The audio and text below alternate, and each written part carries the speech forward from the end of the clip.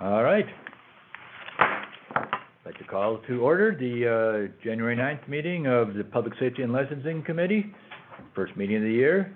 Thank you everyone for being here. We will call on you with anybody that wants to speak with the items that are on indicated during that time period. So again, thanks for coming out.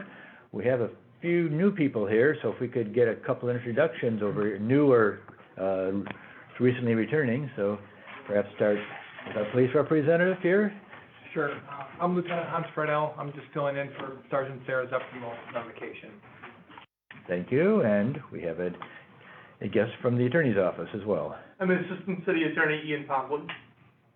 And it's my understanding you'll be filling in eventually when City Attorney Arn goes on leave then as well? Yes, correct. All right. So thank you very much. So with all that, roll call is everybody's here. Alder Caprellian is trying to be in two meetings simultaneously at this point, so we'll be keeping an eye for her hand to come up with it when she is able to participate and have something to say here. She has dual responsibilities with the county as well, and she's trying to do both tonight. All right, so with that, the first item is the approval of minutes from our last meeting way back in November 28th. So moved. Second. Have a motion and a second. Any discussion on the minutes? Any updates, changes, omissions? Seeing none, all in favor? Aye. Motion carries. First item, 90622, communications sponsored by myself to discuss the impact of adult family homes on police and fire services and on the governing state statute. So we're going to have an overview of the impact from police chief and from the fire chief, and then a discussion led by the city attorney's office regarding what we can and can't do as a municipality. So, Chief Hansen, you sat down first. You're up, man. Chairman McCarthy, members of the Public Safety and Licensing Committee, thank you for the opportunity to present this evening. A couple weeks ago, we had a conversation about the impact of group homes within the city of Racine calling 911 for non-emergency type calls. A lot of these calls involved simply picking people up off the floor and getting them back into their chair or back into their bed. That does have an impact on resources, whether it's a fire engine or an ambulance. These vehicles are out of service for non-emergency calls to help these people get back into their chairs. There are approximately 130 group homes in the city of Racine. There's also your senior living facilities that also call us quite frequently for similar types of things. And what we did was we took the opportunity to create a PIN map, which you have before you this evening, that shows that the number of group homes throughout the city of Racine.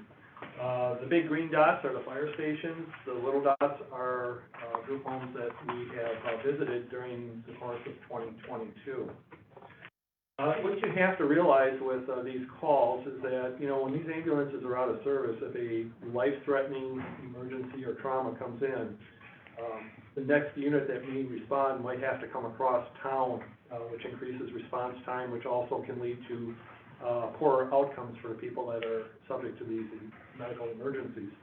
They can be anything from a traumatic injury, for example, broken bones, to heart attacks, strokes, congestive heart failure, any number of medical emergencies that occur in the community. So our concern is while we're dealing with these group homes that are calling us to simply pick people up, the problem is that if a true emergency comes in, it may take us longer to get there to actually help these folks out. I think we've seen a prime example this week of Mr. Hamlin, the Bills player that went down with cardiac arrest on the football field during the football game last week. Having immediate resuscitation, CPR, and paramedics on scene within a matter of moments has led to the outcome where he was released from the hospital today. Those are the types of things that worry us all the time when we're dealing with non-emergency care in the city of Racine. We do have some group homes in the community that use us more than others, and you have that count in the printout that I provided you. Lemonade, Illinois is our big one. We went there 93 times last year. We have one on Franklin Street We went 47 times, Spring Place 36 times. You kind of get the idea by looking down that chart. We would like to, in order to address this issue, during the budget process, the Common Council passed an ordinance to allow us to start billing for Lift Assist at a higher rate to the provider of the service at their group home, not necessarily the patient. The group homes are the ones that are calling us. Typically, it's not the patient. You also have a copy of that ordinance before you. That was approved by the Common Council. And you also have the fee schedule that goes along with that ordinance, the second page of the handout. You know, our goal is not, this is not about generating revenue. This is about helping the group homes understand they got responsibility to at least train their people to make a basic assessment as to whether they actually need to call 911 for these types of calls. Throughout the course of 2022, we responded to 13,220 calls for service, of which 12,978 resulted in some type of action, whether it was a fire, rescue call, whatever. And that number continues to grow every year. I mean, that was a 6% increase over 2021. And that impacts the city's ability to provide services as well. You know, as you all are keenly aware, you know, our budgets are extremely tight, yet the demand on our service continues to increase exponentially every year. So this is something that we really need to stay on top of. We need to be aware of it. And I think, you know, for the committee to be aware that this is occurring within the community, and we need to find a way, and we think we found one way of addressing this through the ordinance that was passed last year. So I would be happy to defer to my colleagues from the police department, and if there's any questions at the end, be happy to try and answer any questions that come up. Thank you, Chief. Chief Robinson. Our issues are a little bit different. As you can see, we have some consumers that are high consumers of police services, and what they typically end up is categories where we are asked to find someone that has walked away from a group home or a disorderly conduct circumstance for criminal damaging within the group home itself. So from our perspective and what I've heard from my members is it tends to come down to a lack of oversight and management on the part of the on-site staff there. So police end up lending a helping hand, if you will, in those instances. So as expected, we tend to get more runs at some of the larger facilities.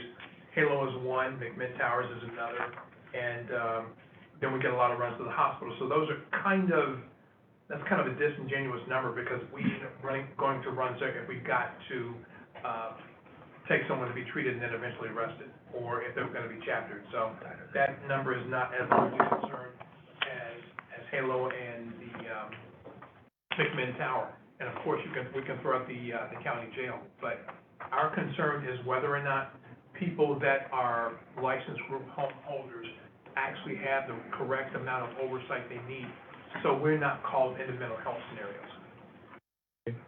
Thank you, Chiefs. Any questions for the chiefs at this point? Yes, Jeff. Not necessarily for the chief. Well, we're going to move on to the city attorney's office next on the agenda. Any questions? Jeff. Chief Robinson. I addressed one, I believe it was on Wisdom, a group home. I was looking for it to see for rescue calls. I don't believe rescue calls were an issue, but it was a patient that was continually having problems with one of the residents. Residents go outside, scream, they get in a fight, call police. At what point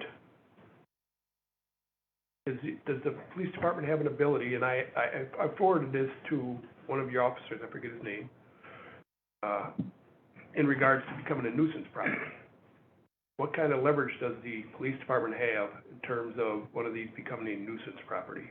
That's part of what we were looking for this body for, is to determine at what point a mental health facility or a group home then becomes or could qualify as a nuisance property. One of the challenges that we run into is if your offender inside the group home has some developmental issues, then you've got an issue of whether or not there's a culpable mental state to have committed a crime. So that's where we're looking for a little bit of guidance from this body to make sure that the owners that have several locations, and I understand that the compensation is substantial from the state, that they're actually providing the staffing for the oversight that allows them to effectively manage that facility. We're not trying to make someone that, of diminished capacity homeless. What we're asking for is that the people that have the license, that run the locations, have the proper amount of oversight. Does that help? Yes, thank you very much.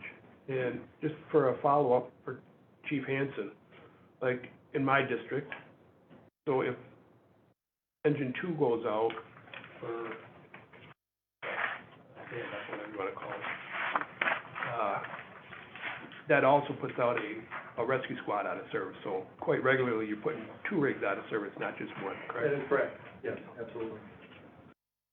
Again, as Chief Robinson indicated, this is about, putting the onus on the owners and operators of these, adult, facilities to have the proper training, to be able to assist their patients with minimal tasks such as this, as opposed to relying on city services all the time to do some of these, tasks that should be accomplished within the facility.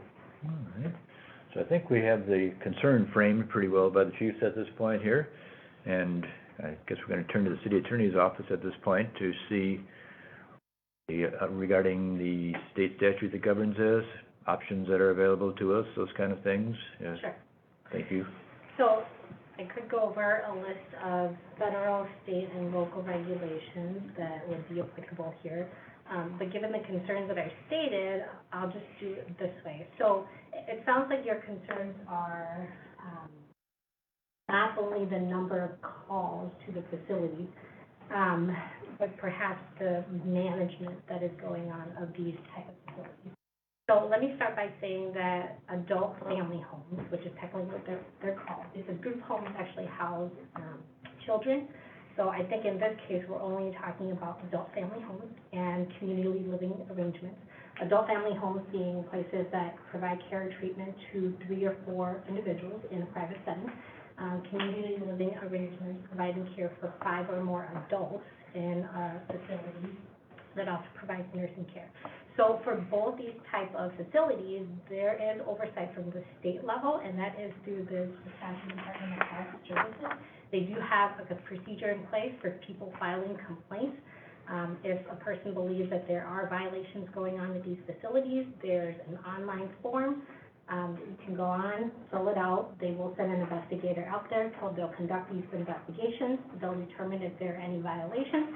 If there are violations, then there are procedures in place at the state level to revoke or suspend the license of these type of facilities. So most of the time, the oversight process remains with the state. Now, that doesn't mean that we can't do anything at the local level. So at the local level, I'll break it into 3 different type of categories here. The first is really zoning ordinances. The state does restrict what type of zoning ordinances we can have in place, so there are limitations to what we can do. For example, with respect to adult group homes, you can't limit the number of facilities and you can't limit which zones they're in. However, for community living arrangements, and we're talking about, again, places that house 5 or more adults, for these type of facilities, there are regulations in place at the state and local level that currently state they have to be at least 2,500 feet apart, unless they've been granted special permission to be closer than that. And the total number cannot exceed more than 25 or 1% of the city population. And that is currently what we have in place right now. So we can attack it from a zoning perspective, but really, all that we can do from a zoning perspective is what we have done and what is currently in place at the city level right now. The second way that you can look at it is to go from, to look at the nuisance angle. So we do have a chronic nuisance ordinance in place, that's in the ordinance, and I'm sure the chief of police is well aware of this ordinance. If there are 3 or more calls within a 90-day period, 3 or more nuisance calls, then you can certainly initiate that process. That process requires the chief of police to send a letter out to these group homes indicating that they are a chronic nuisance, and they would have to return or respond with a letter to the chief stating what their plan for abatement is. They work with the chief of police, and hopefully the issue resolves. If it doesn't resolve, then the chief of police has the authorization to either charge for police calls or to start citing them for nuisance calls. I would put a caveat out there that not all calls for services are nuisance calls. You know, if it's a call for someone who falls down and requires assistance, that is what the police department is there for, that is what the fire department is there for. To a certain extent, you are required to respond by law, and you can't necessarily count those type of calls against the facility. We're talking more about the type of calls that can be addressed by the management staff. You know, if there's a bunch of lawyering outside, if there's a bunch of drug use, if there's a bunch of crime and other violations going on at the premises, those are the type of calls that you can count as incidents. So assuming it falls under one of those categories, you can initiate that process. So deal with it that way. The other thing that is possible, although very limited, is from a licensing perspective. So there's a lot of laws that really limit what you can do in terms of licensing.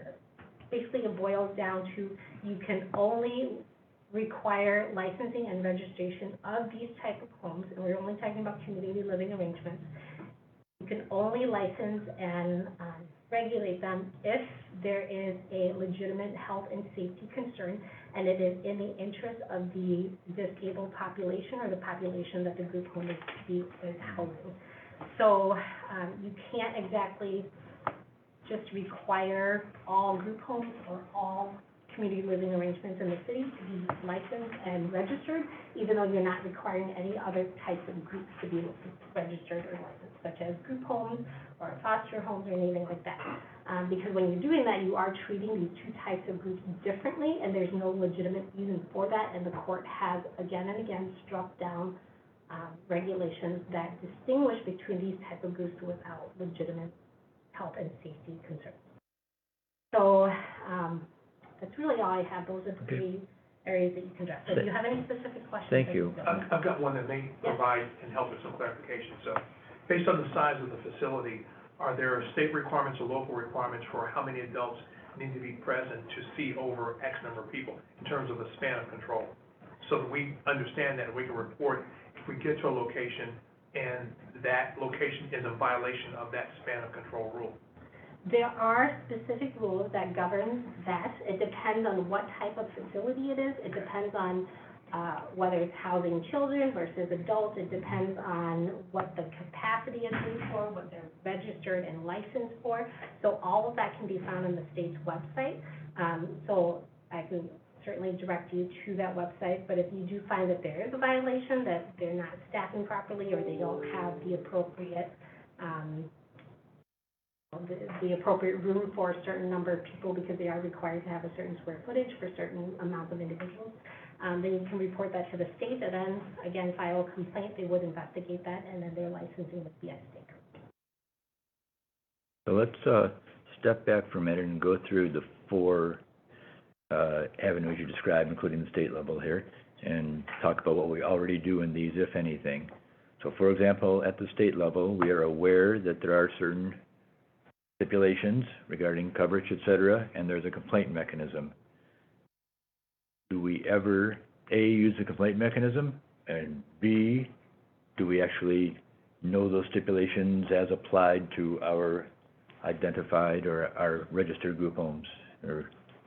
And that's a generic term at this point. And see who files the complaint. So I have been asked several times throughout the years during my tenure here whether you can file a complaint. Alder Perez has asked me a couple times. I've directed him to the website, showed him how to do it.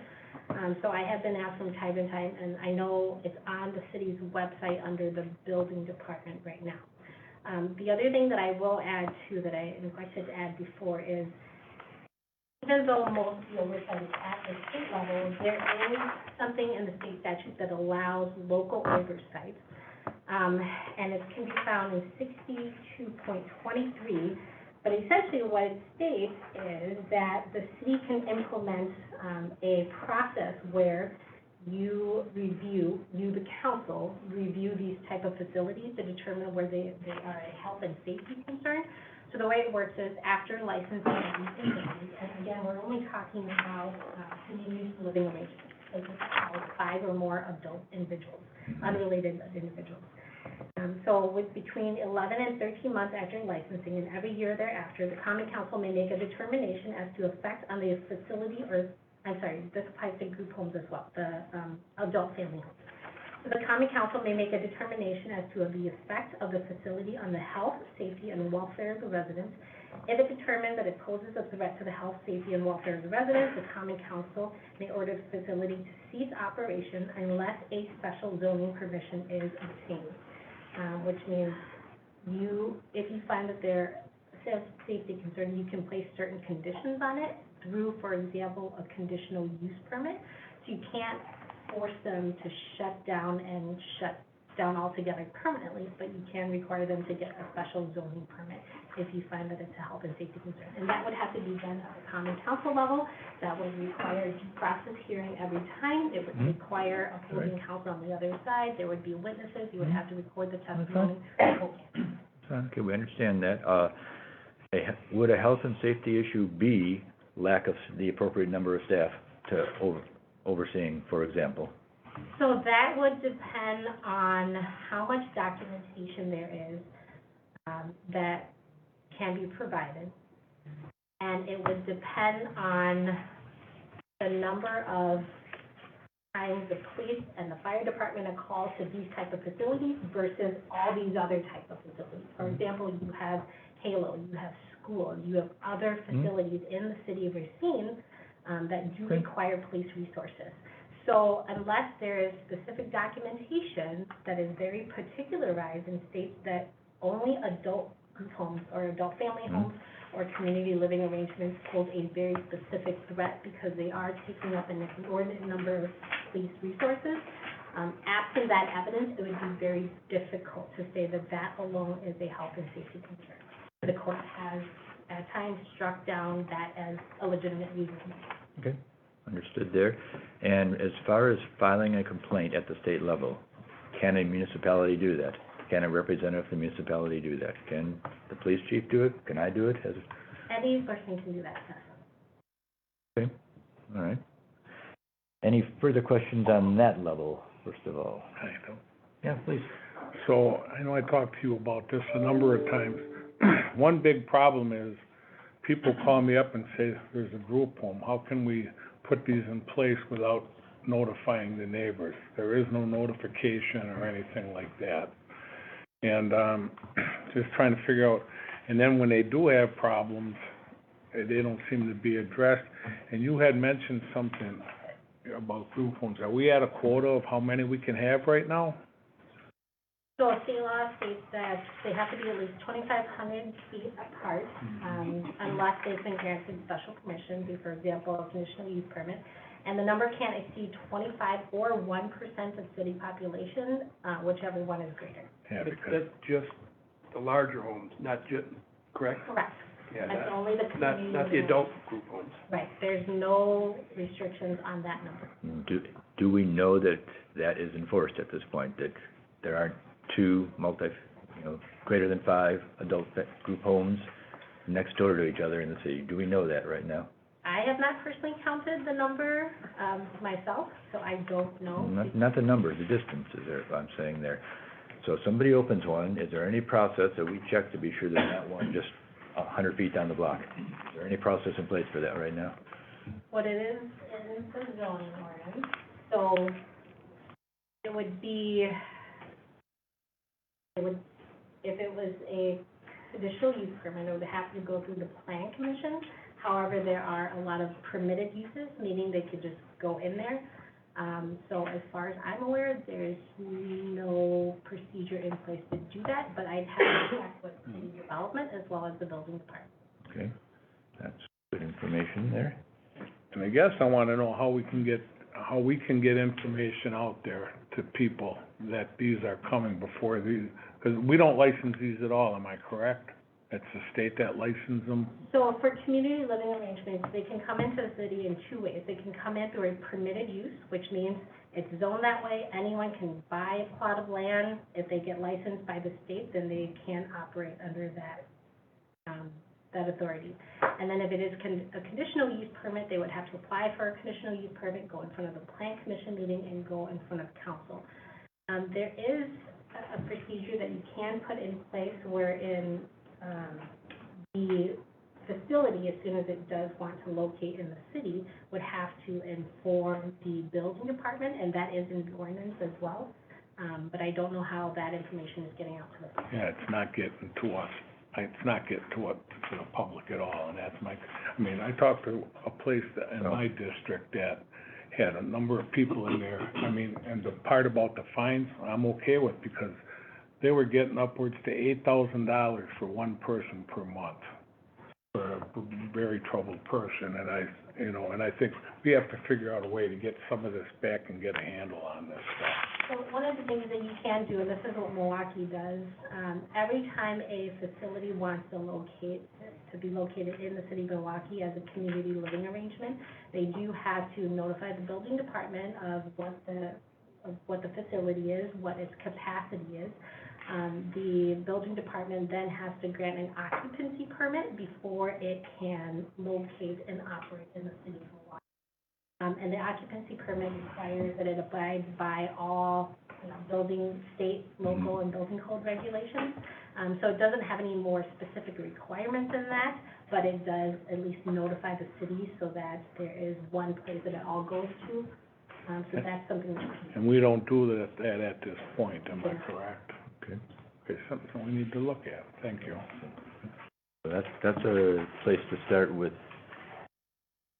getting facilities in the door, and at least having knowledge of their capacity and those kind of things, and knowing where they are.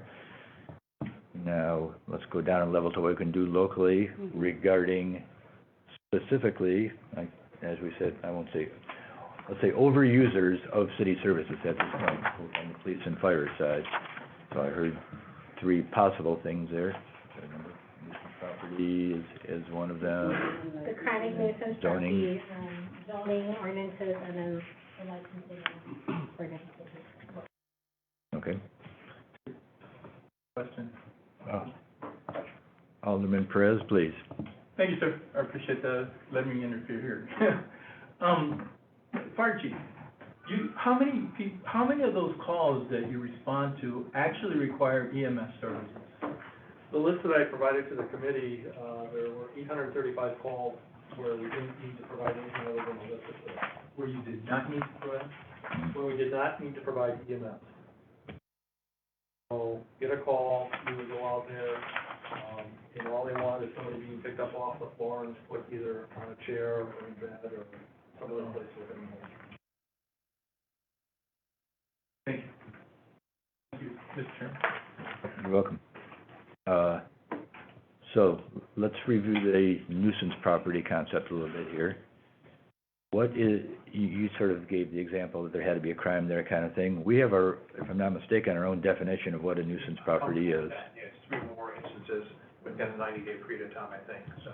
Yeah, but what, But it excludes domestic violence and calls for service where there's actually a victim that calls, regardless of the circumstance. So it's your call for services for public activity. So public nuisance or public activity is defined as an act, omission, use, activity, same behavior, occupation, or conduct, or physical condition that continues in the city precincts for such time as to do any of the following. 1, substantially annoy, injure, or danger the comfort, peace, repose, peace, order, or safety of the public. 2, in any way render the public insecure in life or the use of property. 3, greatly offend the public morals or decency. 4, unlawfully and substantially interfere with or obstruct or attempt to obstruct or render dangerous for passage in street, alleys, highway, navigable body of water, and other public ways. 5, violates the building code as set forth in Chapter 18. 6, violates the fire prevention and protection code as set forth in Chapter 50. 7, violates the public health, environment, or related codes as set forth in Chapter 10, 22, 42, and 54. Or 8, violate the zoning ordinance as set forth in Chapter 114. So it would have to fall in one of those categories. so let's divide them up between police and fire here a little bit. On the police side, I thought I heard some things relative to the conversation we had in prepping for this meeting, that may be viable there, to make use of. Did you hear anything like that, Chief? I've got to contemplate it some more. Okay. It sounds to me those opportunities, by the way, those definitions are established by us, or those So we could update those definitions within the law, of course, as we may see appropriate for that, to perhaps make better use of the nuisance property definitions. You could. What I'm cognizant of is not putting us in a position where we initiate an unintended consequence of people deciding they want to get out of that business, and they turn people that have needs for housing, that have developmental issues, and now they're homeless. So I don't want to fix one problem and create another. No, our goal, if we go back to how we framed the problem in the first place here, we're overusing police and fire resources at some of these facilities, and our goal is to look at how we may do that. Our goal is not to kick people out on the street. So let's be very clear on that. So toward the end, I think you talked about some things that could be considered related to the fire department's concerns as well. So could you go through some of the latter ones? Is what you were referring to.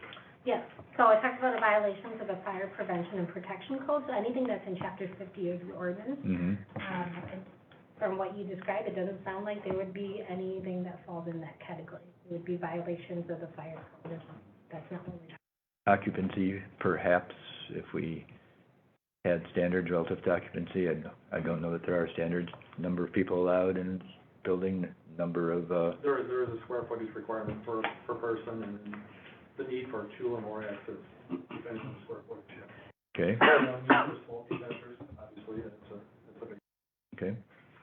I think one of the takeaways for us is the complaint process through Department of Health Services that Okay. could potentially utilize. You said that form is in the building department right now? so there's a link under there, but I can send you the direct link to the state's website. Okay. I'm Yes. retired finance and personnel, started 5 minutes ago. Okay, thank you very much. I'm in the same boat. Okay, well, we appreciate it. We appreciate your providing the input here, and we're gonna have some further discussion and some follow-on actions. Thank you. Thank you for your time, really appreciate it. Thank you. It's beneficial for everybody. Alder Code? So new. So you said these can't be within 2,500 feet of each other, is that correct? Big ones. Unless they have been granted special permission. Okay, So- because I got 2 on a block, Those are- 5214. Those aren't all, These are adult group homes, these 2 are. right. So I got The adult ones, 4 or less, don't fall under that. So, okay. Right, we're only talking about community living arrangements, so facilities that have 5 or more adults that are unrelated.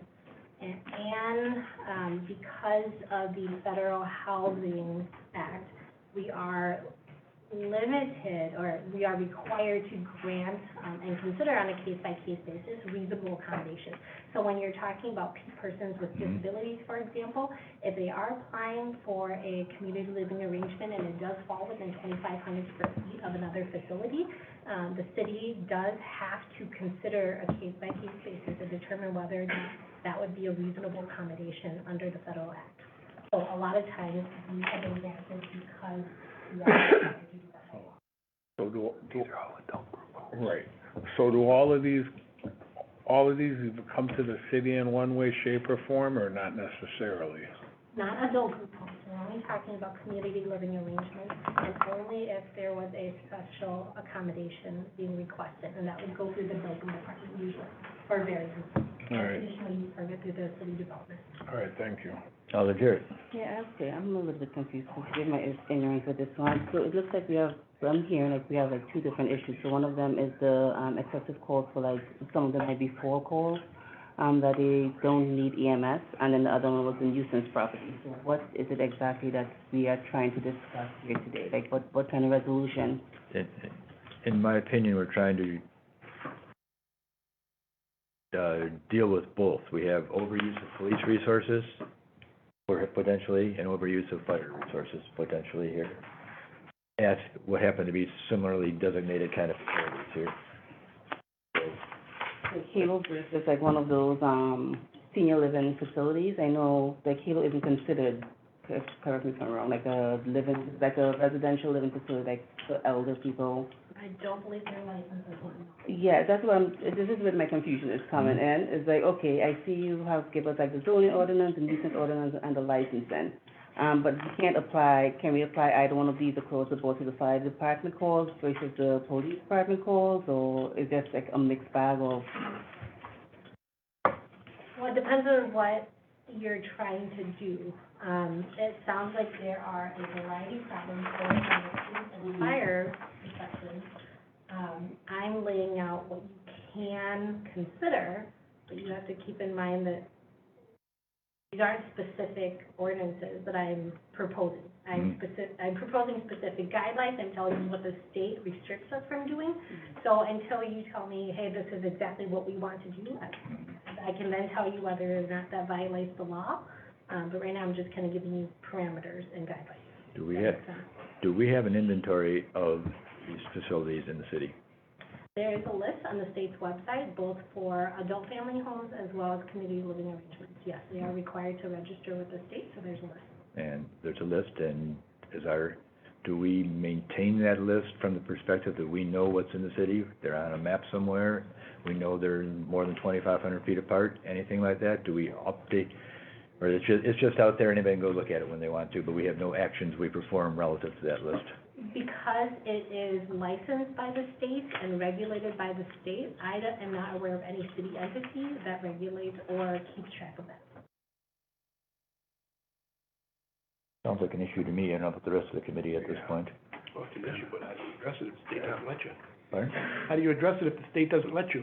This is what I'm Well, thinking. what I've heard are there's some options here for us, but at the moment, we have been able to at least hear from the police and fire chief regarding what they perceive as the impact on them. I think to quote something that I hate to quote sometimes, you can't measure it, you can't manage it. We don't even know what's in the city at this point here right now. No, I They mean, you know. do, you can go on the city, you can go Yeah. on the website, and there's like 180 of the adult group homes. I'm not sure how many the larger homes are, but. And do we know that any of them are within 2,500 feet of each other? Do we know any of this kind of stuff right now? That's something that you can find on, I'll gladly look into it myself. I'm curious. Actually, I think we should be directing staff at this point here. It might be something we ask the building department to maintain, honestly. I don't know why we wouldn't have an inventory of this in the city kind of thing. Keep in mind, they can come up with an inventory, they can count it and plot it on a map for you, just like the fire department did. Mm-hmm. But in order to find out whether each one of these was properly located, you would have to go back to each, licensing period and find out whether they were granted a conditional use permit, whether they received special permission, because or whether they received reasonable accommodations. So there are lots of instances where they are permitted to locate within 2,500 feet of each other. So it would be very difficult to go in on a map and say, all of these were not supposed to be here to begin with, and they are, so what do we do now about it? So the building department would be the ones that have the inventory of the conditional use permits, et cetera, as well, correct?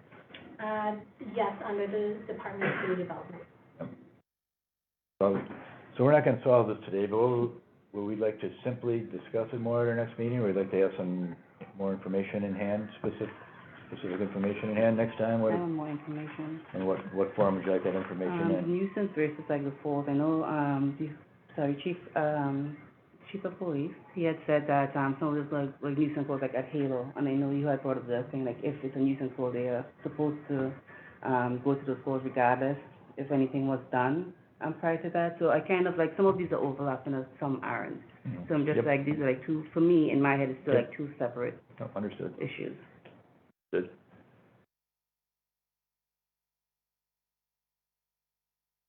So, well, we're gonna defer the item, but I don't wanna defer it just without an action as well, otherwise we come back and have the same How about if we conversation. try to get the building department to start checking on, Why don't we have the building department come back in and talk to us at the next meeting okay, we can do that. about, but the entire list of equivalent facilities, how they handle those as well. Adult group homes in the two categories, the community living ones and the adult group homes. Since we need to treat all of these facilities equivalently to have any kind of capabilities in the long run, and we'd like to probably understand from them also how any type of group home is, permitted, inventory, those kind of things here. As far as I Looking know, at it. and I've talked with the building inspector, chief building inspector, several times about this over the course of years. Because it is regulated at the state level, he has nothing to do with it, doesn't keep track of it, and really would Okay. not have the answers to any of these questions. No, it's okay if he doesn't know the answer. Let's hear what, if anything, he does and what potentially he can do at this point. Sure. So let's, if it's okay with the, I got one more question. It's on that. okay, go ahead, Jerry. So, is the health department involved in these any way, shape, or form? Like if there's complaints, I mean, that would be a good thing to find out if they're got any input to this too. It would only get involved if there are health code violations. The building code generally only gets involved with the building code violations. And, So they don't talk to each other. That has to be brought forward by somebody that's in the Right. building, either one of the occupants or somebody that's provided service for it. I was just curious if anything was ever, or can we have a program to ensure fire, safety, health at these facilities? You mean like an integration type of thing? Can there be any kind of program that allows us on a regular basis to ensure that these group homes are meeting code? You can't have a program specifically in place that targets these type of homes and inspect them on a regular basis. That would What, really violate Yep. a whole set of laws. that would be because, as you described earlier, because of potential handicap situation there. Right. So why would, again, look at there has to be a range of things we would need to inspect for that to be legal. So if we applied that exact same concept to another type of facility, children's group home, whatever else, at what point does it become equal treatment as opposed to us singling out those folks? Well, if you have an ordinance that states, look, we're going to go into every type of facility that is not a single-family house and inspect on a regular basis, that would be non-discriminatory. It would run into other Yeah. issues, but then you're at least applying it uniformly. But in this case, you have nursing homes, you have foster homes, you have families with lots of children, you have, Families you with know, lots of homeless children. facilities. Well, it's a type of facility that houses one family, but the number of occupants may be equal to, you know, a smaller, adult family home. So if you treat those differently without legitimate reason, Okay, that would be a problem.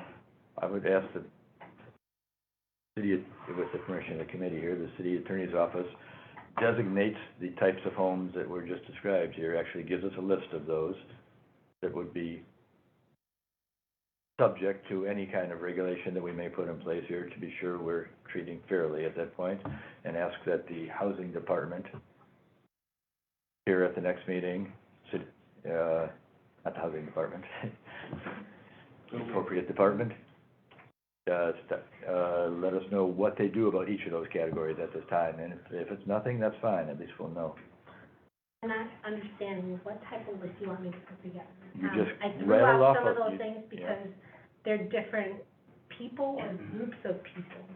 And my Mhm. point is, the law does not allow us to treat different people or different groups of people differently without a legitimate health and safety concern in this case. And I'm saying for us to not be treating them differently, what is the list that we are aware of, that are licensed kind of places, that we want to be sure we'd apply the same programs to? Well, it depends on what programs you're talking about. So if you're talking about the licensing requirements, for example, that you can do, just to get notification, like with the Milwaukee licensing and occupancy requirements. Okay, let's step back here then. Milwaukee apparently has their hands around this to a degree, at least, more than we do. how about an overview of what they do? Maybe we could invite somebody from Milwaukee to Well, discuss that I part. can describe that for you. Okay, and I don't wanna do it right now, we spent enough time on this one. Nothing personal about your description, but I'd like somebody with more experience on it as well then. Can we invite somebody from Milwaukee of an appropriate level to, give us an overview of what they do? I can reach out to the building department. I don't know if anyone would be willing to do that, but I can certainly ask. Would the committee like that, or? They also got a city attorney that used to be here that might be able, I don't know if Nicole could. Attorney New seems to be pretty on the button here. I don't, Well, I'm sorry, at which point you have something? I'm sorry, I said Attorney New seems to be on the button here. She's aware of the municipal Program? codes for Milwaukee. I mean, we could look around and see if Madison or anybody else does anything, but I think as far as codes go, they're pretty obvious, right, with the It's Okay. a pretty simple ordinance that they have in place. And are they treated differently as a class one city for these ordinances than us, or no? Not for this type, no. Okay. So let's ask them for next meeting for an overview of how Milwaukee or other municipalities of interest handle these situations then. If I ask the building department, they'll probably speak specifically with respect to that ordinance. I don't know if there's one person that can talk about I'm sorry, anything else. can you provide the ordinance overviews for us for the other municipalities? I said did you- look, there isn't a whole lot, and they're all exactly the same, which is what the city has written. $2,500 square feet requirement, and then 25, I don't know. Okay, I'm just ready to defer this item at this point, without any action, but One more question. Being that these are businesses, correct? Okay. For health and safety purposes, like the fire department does for every other business in town, can the fire department go in there and do a fire inspection on a biannual basis like they do for every other business? I believe they do. Group homes? You don't group homes? I don't know for sure, but I'll Yeah. find people can answer that. No, they do in the large facilities. I was not aware that they did in the smaller facilities, 4 and less. Maybe wrong, I'd have to check with the fire department, I don't. All right, thank you. a motion to defer this item at this point for So further moved. discussion? Second. Motion and a second. Any further discussion? All in favor? Aye. Aye. Aye. Motion carries. Welcome, Alder Capellian. Okay, 797-22, communication sponsored by Alder Co. on behalf of the city attorney's office, submitting an ordinance change to the municipal code to update towing rates as attached. Who can best speak to this one? City attorney's office? I can do that. Mr. Chair, so the towing rates, so in the city of Racine, when the police department requires any towing services for vehicles that have been, for example, in accidents, vehicles that have been ticketed and are disabled, they call towing companies that are on the list. There are towing companies in the city of Racine that sign up to be licensed by the city, by the committee. And if they have a license, so they get on the call from the police department goes down the list.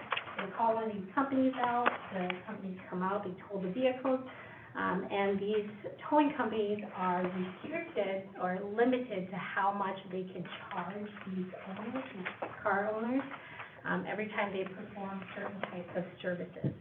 So in the ordinance, there is a list of towing rates that these companies can charge, and it has not been updated for quite some time, I believe since 2019. This was brought to my attention from the Racine Police Department. They stated that it probably needed to be updated, so I did meet with several towing companies, Jensen Towing, as well as Hooked Up, both of which are licensed with the city of Racine, and then Floyd's Towing as well, which used to be licensed with the city of Racine, but is no longer licensed. I met with all three of those owners. We sat down, they suggested certain increases, which is what you have before you in front of the table, or in that chart there. It should be in red, assuming you printed it out in color. So in each one of those, if there is an increase being requested, it would be crossed out, and it would state the amount. If there's a range that stays same to a specific number, that means at least one company didn't request for it to be increased, while others did. So I put the entire range in there so that you can see what the request is. It is important to note that the police department does not take a specific position on this. They aren't saying whether there's a specific amount that needs to be increased, so that would have to be determined by the committee. It's up to the committee whether you want to increase it at all, and whether you want to increase it based on the amount being requested, or if you'd rather do an overall percentage increase based on, for example, the percentage of inflation over the last few years. So it's up to you whether you want, it's up to you whether you want to go line by line or how you'd like to do it. So unless you have any other specific questions. Bill? So they're kind of, I know when I first talked to you about this, they were all over the map. They all wanted different fees. Some wanted some insane amounts, and you got all of them to a kind of agree to what you got here, am I correct? No, so that Okay. table lists a request by all three different companies. Okay. Because police department wasn't taking a specific position on what the amount should be, and because I did not have, and I do not have a standard towing rates list for, towing companies, it was almost impossible to decide what the appropriate amount should be. So this is just a request from all the three towing companies. Okay, and And then they are, I believe, at least one of them, who came up with these amounts that are on the here? towing companies. Okay. I mean, I talked to a couple of them, and they're all, you know, it has to be increased.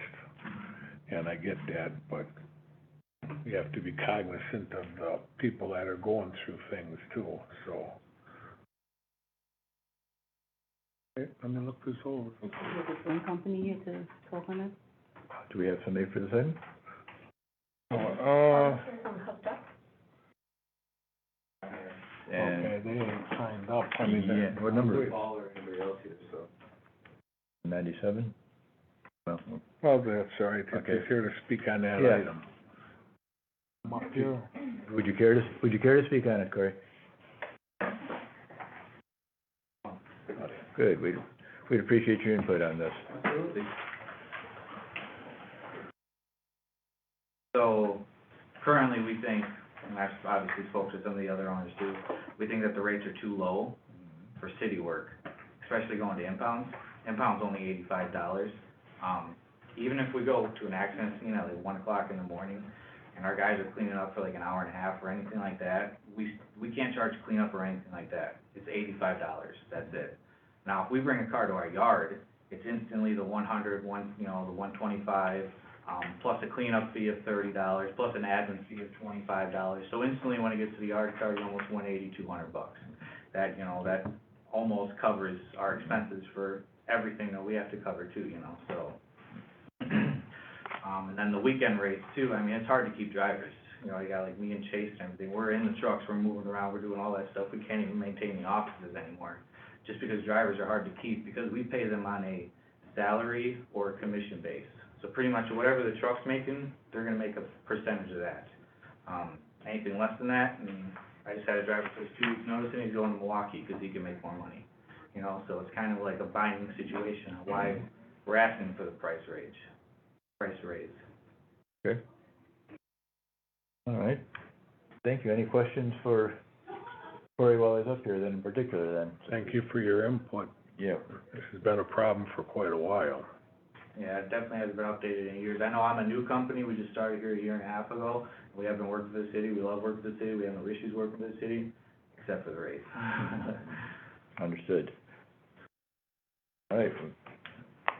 Appreciate it. And these companies bought these rates, this is what they were kind of looking for, am I correct? There's a range for each line item, basically. So, We have to come up with exact amounts? We do, Oh. we do. We can't give a range at this All right. point. We could accept the halfway point on proposed ranges. We could say, take the low end of the proposed ranges, the high end of the proposed ranges. Melissa has Oh, thank you very much. Alder Cabellian. Thank you. I do have a question in regards to the rates, because it was just mentioned, there's quite a bit of lines that make up this ordinance and make up the rates. And one of them is for the additional fees that are being proposed for, or at least that were presented. You will see in red, it's after the no-tow show up and service call fee, and this was for the add-on proposed. And you will see these were additional fees, like the $35, $30, and $55. This is for cleanup. So when we go into those areas, the one thing I'm really unclear of, and to be able to make a fee, is just what is the average? What are we seeing with cleanups? You know, what is happening in all these tows? What's occurring? So if you look like the oil dry cleanup that's up above, that $55 and $30. So what is typical? And you know, how frequently are these special equipment needed, for example, or how it says like the light and the heavy cleanup. I think almost without knowing that, I know we have a company with us today, and maybe they could answer that. What is kind of like the average that they're seeing for cleanup? It might be helpful for us to kind of determine some of these special situations and whether we need to actually add it or not, or if that'd be part of like the oil dry or other areas on here, if that makes sense. Okay, Cody, you willing to come back up and answer and provide some input based on the Alderman's question? Yeah, so it's mostly pertinent to, like accidents and stuff, like if we go to pick up an abandoned vehicle or anything like that, $85 is a little slim, but obviously we would only charge the tow rate to the impound, we wouldn't charge no cleanup or anything like that, so it's mainly just accidents that we're seeing, or, you know, like a car that hits a pole in the middle of the night or something, you know, you got the driver at least, it takes 10-15 minutes to load the car, that's nothing, but then you're 45 minutes cleanup, because you're cleaning up a block and a half of stuff. Or like going at 16th and Taylor, where the car was going 90 miles an hour, the whole engine was 3 houses down. I mean, that's all extra work and stuff that you're doing, and then we're only charging the regular rate of $85. Some of the drivers are like, screw this, I'm not gonna work overnight, you know, you're not paying me enough for it, for all this labor and stuff that the cops want. So, as opposed to charges though, I mean, I feel like 30 to 55, I think in my request, I didn't ask for much more than $5 or $10 more on cleanup. Cleanup pricing, I feel like is okay with the amount of oil dry we buy and stuff like that, and then with our garbage expenses, because obviously we take it back and we throw it in our dumpster, and then we pay for the removal of that, especially when it goes to impound. We don't just drop all the stuff at impound. We actually take most of that stuff back on our trucks, we dump it in our own garbage, and then we fork the bill for that to get it out of there, so. Would be useful to have a police representative to review this with. I don't think this is your area, honestly, and nor would you be ready for that at this point. I did ask Lieutenant Bilkey to be here. Unfortunately, he could not be here today. Okay. He was open to being here, just couldn't make it today then? Yeah. Okay. Yes. Then she talked about special equipment. We really don't add on much special equipment unless it's something absolutely necessary, like a rollover or something, then we're gonna require special equipment. We usually don't just throw skates or anything like that on it. It's usually just like snatch blocks or whatever equipment's gonna be required, we just flip it back over onto its wheels, so we can get it properly loaded and down the road, we're up to steam as quick as we can. All right. Thank you. Any other questions for Corey while he's up here? I mean, if we don't get something tonight, you guys are okay with us working out something if it don't take a long time? Yeah, I know, I'm fine with it. I know, you know, Floyd's moved themselves from the list instantly because they thought they were being disrespected. And then Jensen's apparently has talked about it too, so.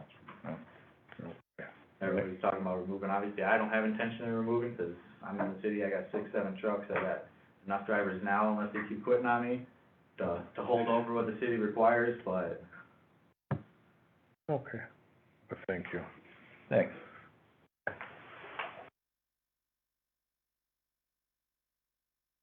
So, Pleasure of the committee.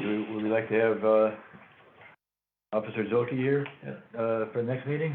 Or would we like to attempt to? We'd like to have a little more input because we're out there on these accident scenes and stuff like that. We had a company, Yeah, okay. So, I hate to do this again, but to defer. do we expect we to be able to have Officer Zolke at the next meeting then? I can check with him, I'm not sure what his schedule is. I know he was available for the last meeting, so I'll have to. Okay, thank you. I'll move to defer and request Officer Zolke's presence, Jeff, is that what you're Yep. saying? We have a second for that? Second. Okay, we have a bunch of seconds, okay. All right, any further discussion? All in favor? Aye. Any opposed? Motion carries. Thank you. Next item, 874-22, communication for a change of hours for Top 10 Sports Zone is how I read this. William Reyes Gonzalez is the agent. Please come on up. And there's your Tyrell Townsend. Okay. Thank you for being here. Can you tell us what it is that you anticipate, or you're requesting to have done at this time? Just requesting for extension of hours, just for simple fact, just to keep our business afloat. We have a tendency of drawing the crowd a little later as of late, but since we've been open, and, kind of just barely keeping afloat. But, we've hired extra security, we haven't had any incidents, so that's an extension of hours. So something specific on the hours would be great then, what, Yes, till 2 a.m. till 2 a.m. and you're currently open till, Last call about 1:15, then have everybody figured out, about 2 a.m., what's your current closure time? 12:30. 12:30? Okay, I'll change it to 2, all right. Any questions of the applicant at this? No, I just got, 1:30 on the amendment? You have 1:30 on your amendment? Yeah. 1:30. Okay, and any observations from city attorney's office or the police department? The city attorney's office asked me to run the calls for service since October 26th, which is when they were given a letter stating that they should be closed at 12:30. There were 11 calls for service. None of them were past 12:30 except for 2. One was on 10:30 of 2022, which was an assistance request. The sergeant noticed a large crowd that needed clearing out. Again, that was at 2:15 in the morning. And then on December 26th at 2:12 a.m., a party was reported that Fallon hit his head. It turns out that he was assaulted and split open his head, requiring staples or stitches at the ER. That party does not wish to cooperate with law enforcement, so we did not open an investigation, but that occurred again at 2:12 in the morning. Okay, thank you. Go. and that's been my concern. We haven't had much problems, but I called Will multiple times and he didn't get back to me to change his hours. And to get back to, I get out of work at 1 o'clock and almost every weekend they were open past bar time until I bought this up. Cause I didn't wanna have no problems. And you guys continually to stay open despite my, calls to you. You promised me if you wanted to amend your hours, you promised you were gonna come to us and do it. And you didn't call me, didn't get to me. So I have a problem with doing this right now, just because of that, and this incident on December 26th, you guys were open past 2 o'clock. I mean, was there any tickets given for that, or no? No, there weren't any tickets for either Because one. there's states on their license they have to be closed by 12:30. I'll remind the shift commander. Was that incident in the parking lot? Cause I know we kind of cleared out, and a lot of times, a lot of people go towards that parking lot area and the side area. Now, that's something we can't control. No, but it was still after 12:30, it was 2 o'clock, and there was a bunch of people out there. Let's focus on the police Okay, talking right. about this. Well, which incident are you referring to? The first one? The person hit their head. This says it was on the concrete step of Top 10's entryway, so right at the front door. So, aware of that. I got two of my business partners right here, Mike Townsend and Tyrell Townsend. They're always really there. I don't know if you guys were aware of that incident? Yeah, we was aware of it. So it happened after we were closed, so that incident. We do have video footage of that after business hours. Our goal is not to, safety is our main concern. We do wanna close early, but we still want that wiggle room.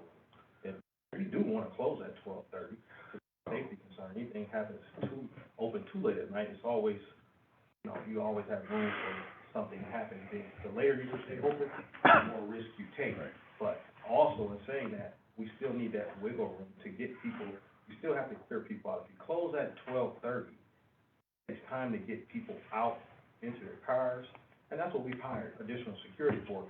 I did the numbers, we paid over $7,000 in private security just to control that and to keep everyone safe. So we're doing everything we possibly can. Being that area that we're in a high crime area, and we're doing everything possible to keep everyone safe. Thank you. Our goal is not to want to be open to 2:30, 2 p.m. or 1 p.m. We want to close at 2:30, but we do need wiggle. Thank you. What time did you wanna close that, did you say? I'm thinking at least 1:30. Okay, thank you. And that's what the request is. Alder Caprellian on the phone. Thank you. I have a question for Mr. Reyes Gonzalez. What are the hours that you hire your private security for? And what days? I'm sorry, 9 PM. 9 PM until when? 2 a.m. Until, Until we dismiss them. 9 till 2, Alder Caprellian. 9 till 2. And then, how long have you been operating this facility? Top 10. We got our license last December. We opened in March. Okay. And then have you been operating after the hours of 12:30 PM? There were a few times we did, but like Jeff Cole mentioned, he did bring it to my attention that we were staying open a little later than we were expected, and we were supposed to, so then we did fix that. Okay, so you said a few times, I'm just looking at your handwritten note that was presented to us along with our packet today, along with why you're requesting this. And you mentioned that 75% of your sales is from 11 PM to 1 AM. So I'm just wondering where you're getting those numbers. What's your average duration to calculate that is your best time of service? Is it just a few times being open for those couple hours, or what is the duration that you can draw the conclusion that 75% of your sales is between those times? Just the sales. Usually we open at 5 PM, we don't have anybody coming in. Unless it's a Bucks game or something, they might come in, have a drink or two. But, we did the calculations between 5 PM and 9, we really had. Yeah, our POS system shows. Yeah, and our POS system shows, we got the Harbor Touch Cornerstone POS system. But usually it'd be times from 10:30 to 1 AM, we'll make literally $2,000, 2,500. That's how the numbers work and how they're working in our favor. So that is why a few of the times you did see us open a little later. We're just trying to make a little more. But we did take proper precautions by hiring extra security. So my comments to that would be, thank you for answering those questions, is when you put an application in, sometimes us as committee members can give some suggestions, but you ultimately sign and you put down your hours of operation. And so it's kind of like you want to know what to expect from the city, and we want to know what to expect from you. And so if you start deviating off of there, it's hard for us to, you're kind of breaking that partnership that we have. We're here to protect you and offer the services to protect you. And I have a responsibility for public safety as well. And we want to support business, and we want the community to be able to trust in what you're doing, and then entrust that we have oversight and are good partners in that. So just as you wouldn't want us to not have a consistency and to just change our minds on what kind of penalties we can do for you, and for you always to be in this state of, just hyper sensitive to what the city could possibly do to you. Instead, it's consistent. We have certain guidelines and certain things that we can do. And that goes the same with you. So the minute you guys decided that you were going to stay open a little bit longer and break our agreement that you put forth, that you wrote and presented to us to approve, I have a high concern over that. And so I would just hope, on being a good partnership, being a good business, that you would take in the time to say, you know what, my business plan has changed and I want to operate at these hours instead, just because it brings in more business or whatever it may be, and allow us to then review that. And more than likely, you wouldn't have these type of conversations to be pulled in like you have, or have the police department keep frequenting to review to see if you're in violation. I would just hope we can trust that partnership. So when I see this change in hours for your licensed premise, I have a hard time with it, only because you have been actively in violation of it, whether it's 1 time, 2 times, 3 times, 20, you have been in violation of it.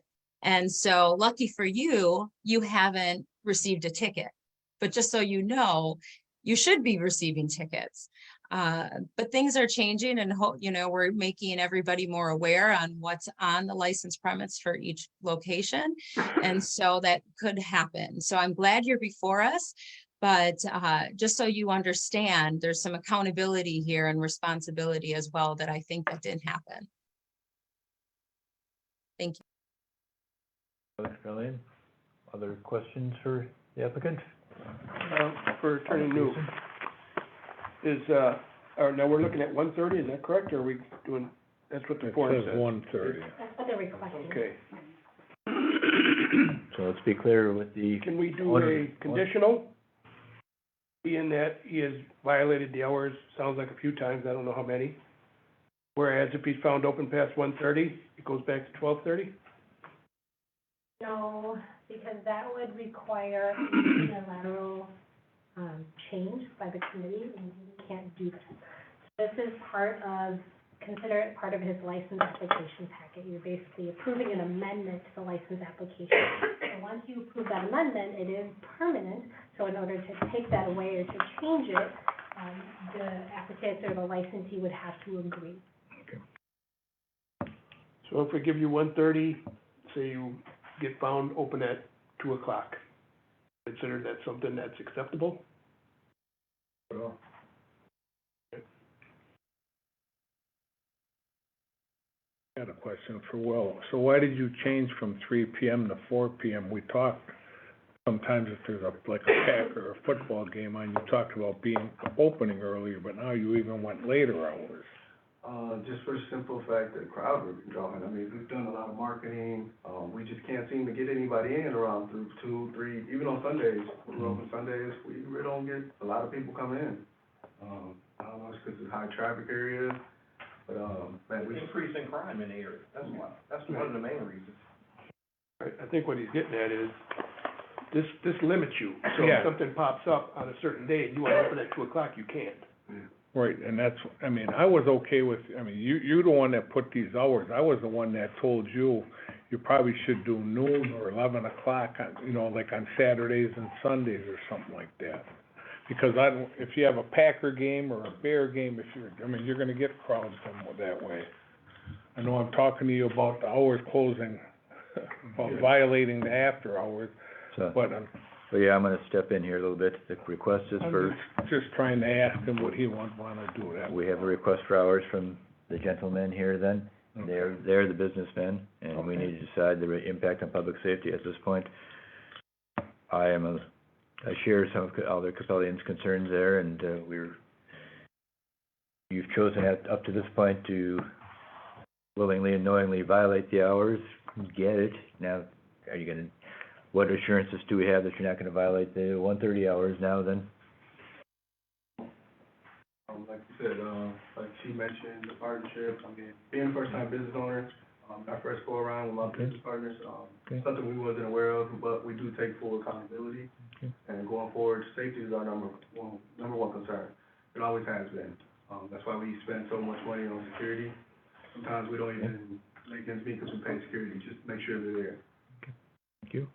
Question. Yes, sir. So, the 1:30 hours, right, and I heard that you say, like, the outside crowd, right? Yes, our inside is closed, right, but we can't control that outside. We have hired a lot of security, right? So you might get policemen that come by and they see a large crowd, but our inside, like, I'm there, like, a lot, right? So, but we lock the doors, our patrons are out, it's really just the owners there, whoever bartenders, we're cleaning up, we're wrapping up into shifts, stuff like that, right?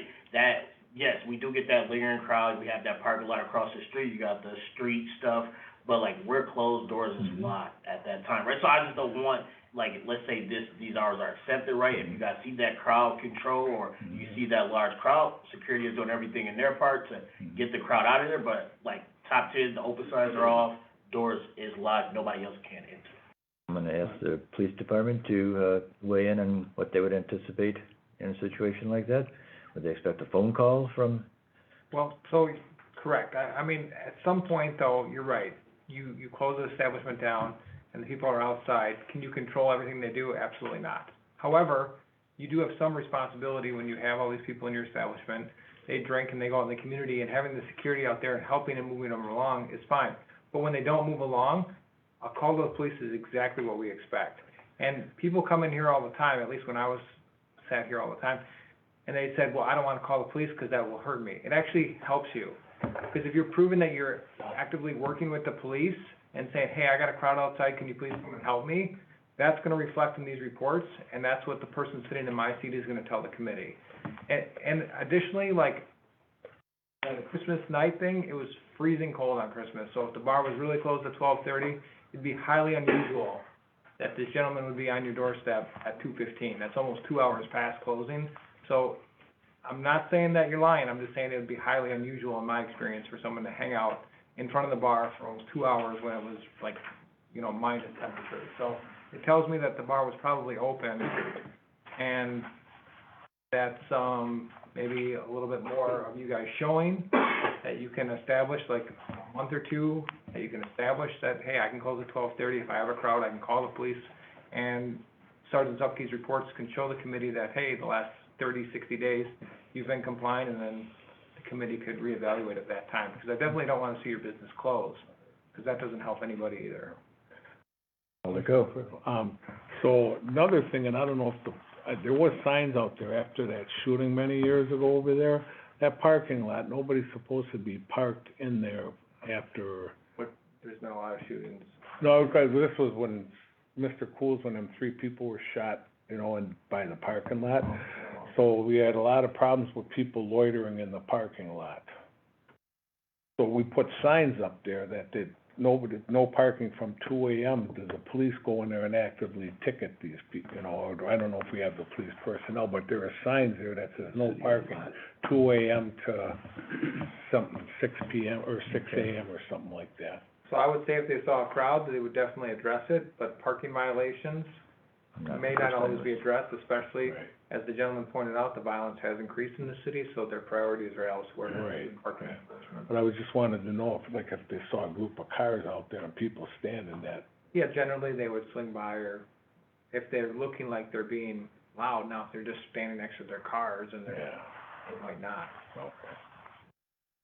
Okay, so, did that answer your question regarding the, nearby parking lots, et cetera? Yes. All right, thank you. Other discussion items? There was a motion to defer, would it just go to our meeting in 3 weeks? You can decide when you want it to come back before you. All right. And the purpose of deferral would be as, As in regards to what the, our police officer has stated. It brings me concern that, to find out that they were operating unknowingly after hours. And I personally would like to see a month with operating within the hours. Show the good faith. Make that amendment. Well, our meetings are every 3 weeks. we have a proposed schedule of meetings. We have one on proposed on January 30th, I believe. And when's the one after that? Would it be February 18th or February 27th. 27th? February 13th. Yeah. All right, I would make a motion to defer till February 13th. Do I have a second? Second. Discussion on that motion? Discussion? No. Yes, Alder Capellion, thank you. I That's feel okay. bad about looking up there. Oh, that's okay. Thank you for that motion. That is exactly where I was gonna go with it. I think there needs to be like, some trust building that happens at this point, and just even to empower the business to, show that they can call the police when they need that assistance to move crowds along, especially outside, and we can see that record of that, and to show that there's not going to be a negative consequence for doing so, but just as was mentioned, a positive one. So I think it's a great opportunity to start rebuilding that trust once again. So I'm definitely in support of the deferment. Alder Capellion? Do you understand what we're asking of you at this point? Definitely agree with it. I appreciate that. We'd like a month for you to earn back your trust then. Definitely, thank you. And please don't be worried to call. Even if you call and the police officers are busy, there'll be a form punch that says you called at this time and we couldn't get there till that time. So truly and honestly, I don't wanna see your business close, and neither does Sergeant Zupke, so we'll work with you. You have nothing to fear by calling us to help you with the crowds, help you with an unruly patron. That's why we're here, so. And we did have an incident with an unruly patron, right?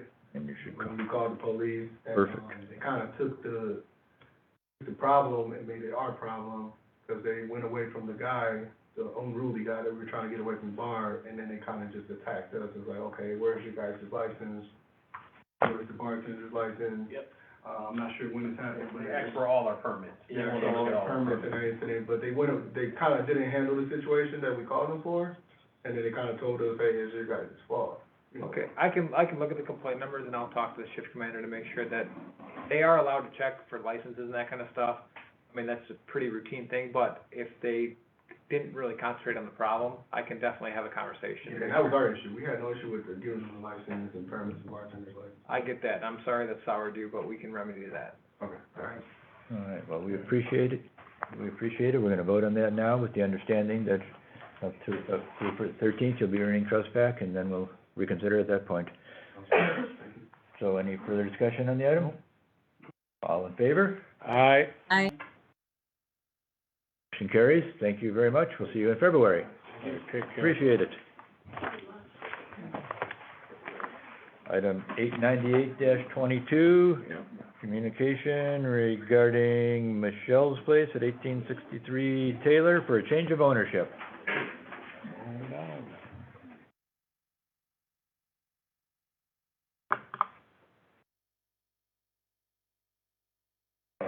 This is a change of ownership, so yeah. Very much, yeah. So first, we have to ensure that you're actually gonna tell us the truth, so you swear everything you tell us will be true? Thank you very much, we appreciate that. And please, the change of ownership, so please tell us the change of ownership, impact on the business, those kind of things, first of all, then. So it was originally my grandpa's, then it went to my uncle's, and now I'm taking it over, so it's like a family business. Okay, any change in the operations, anything along those lines? The only thing that's changing is the name.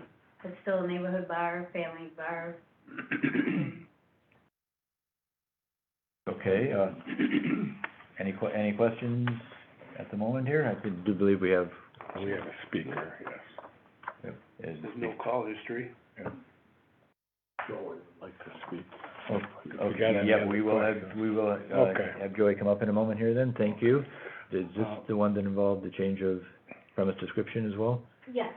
So, Okay, I called up Michelle, because I know when Joey had it, they included the parking lot in the back, like if they had a fundraiser or a special event. They don't allow drinking out there except the special events. you don't need to answer that question. No, That's no, what it's for. no, but what happened was, she asked her to amend the license and to exclude the parking lot. And I didn't want that excluded because that was been that way for 20-odd years. Okay, She was nervous and everything about it. so let's talk about Alderman Coe's call here then, please. So, you submitted this without the parking lot as included in the No, I premise added it. description? It was in there. It was in there originally then, okay? Yep. And then she had asked me some questions about it, and I honestly didn't know how to answer it. Okay, So then she told me that I was gonna have to amend it. okay, city attorney, can you give us more background, please? Yes. So we always meet with the applicant before, they meet with the committee at the Good Neighbors meeting. At the Good Neighbors meeting, I did clarify with her, I asked her what the premise description included. She stated that it would not include the parking lot, and so I changed it to make sure that it was aligned with what she was stating, which is what she submitted. I received a phone call today from Alderman Cole stating that she wanted to include the parking lot as part of the premise description. Okay, two things then. Your purpose in, wanting the parking lot in there, is it, Well, it's like Jeff said, like, what happens if we have like a get-together, or all of a sudden, you know, we want people there. It's not like it's gonna be every day, for a special occasion, event, okay. and it's been like that for years. Event It's based been there, okay. always in the operation, I guess. Okay, and city attorney, any concerns about that, and is there precedent at other locations, et cetera? I don't recall any other parking lots being included as part of the premises. Amber might know a little bit better, but to my recent memory, there aren't. If there are any in the city of Racine, there aren't a lot. The concern would be if you do have cars in the parking lot. First of all, if you grant the premise description, if you amend the application to include the parking lot, it would apply at all times. It would not only apply when she had parties, so it would apply all year round. If there are cars parked in the parking lot, for example, an individual could technically sit in the car and drink, which is problematic. So that might be something for the committee to consider. Okay, city clerk's office, are you aware of any others that have parking lots, including the premise description? There's about a handful of them that do About a include handful. different, I don't know the exact Okay, names, yeah. there's about a handful of Yeah. them. Yeah, there's Joe and Jared Arm, All right, a couple others. all right, thank you. I have a question, and then also Alder Caprillion. Yes. So are your hours the 6 a.m. to 2 a.m.? So what I did was, I did that for, yes, because in case like there's a game on or something, then I'm allowed to be open that early. Okay, and will you have enough staffing for those long hours? Oh, yes. So you don't anticipate being open at 6 a.m. every day, you're saying, just on occasion kind of thing, special occasion? Okay, Wait a minute. we got you in a minute there, Joey. Yep. Hey, Joey, I'll call on you in a minute, okay? Yep. All right, Alder Caprillion. Thank you so much. Attorney New really addressed some of the things I'm concerned about. Even though this has been in place for a while, I'm talking specifically about that amendment. And it's kind of gone in a way, kind of silently, it's happened. So, but here we are. We're on Facebook, and this is a public thing. And you know, is this something then that other licensed premises may then come before us, and then we're okaying one and not others? My concern is exactly what was spoken. Somebody could sit in their car and be drinking and who's to say that those drinks, all of them are being purchased from the place of operation. And then what ends up happening is then you have the trustee staff or bartenders who are kind of controlling that. No longer, they've kind of lost a little bit of that sense of control. And when things can get out of control, that parking lot specifically, if you're not familiar with the area, is you have a business to the right and the left, and then on the sides of it are residential streets. And so right behind the business is the parking lot. And so it's really tucked away. I remember years ago, and I don't know if it's still the concern or not, but when I was working at the homeless shelter, we had those experiencing homelessness kind of using that as their little tuck away spot for a while. It was a problem, but now let's say if you're allowed liquor to be back there, which it did, but it wasn't in quite this now format that we're using, and how that could be abused. And I'm not necessarily saying from Michelle, who's before us, but how that could end up being abused. And that is a license that would then be licensed for that lot to have liquor back there at all operation times. So thank you for hearing me. Yep, thank you, Alder Capellian. Mr. Legaff, you signed up to speak on this. What do you have to say? My father started that tavern 38 years ago, and I've been there 38 years for that whole time. In the back parking lot there, I think we've had a few cookouts for the Packer games. We've had a customer appreciation. If you walk out my back door, there is I have a, where people could sit, deck out there. And then I also have a picnic table that's on the cemented area. So right back there, that's where everybody really congregates. I agree with Melissa in the ideal that halo is definitely can be a problem.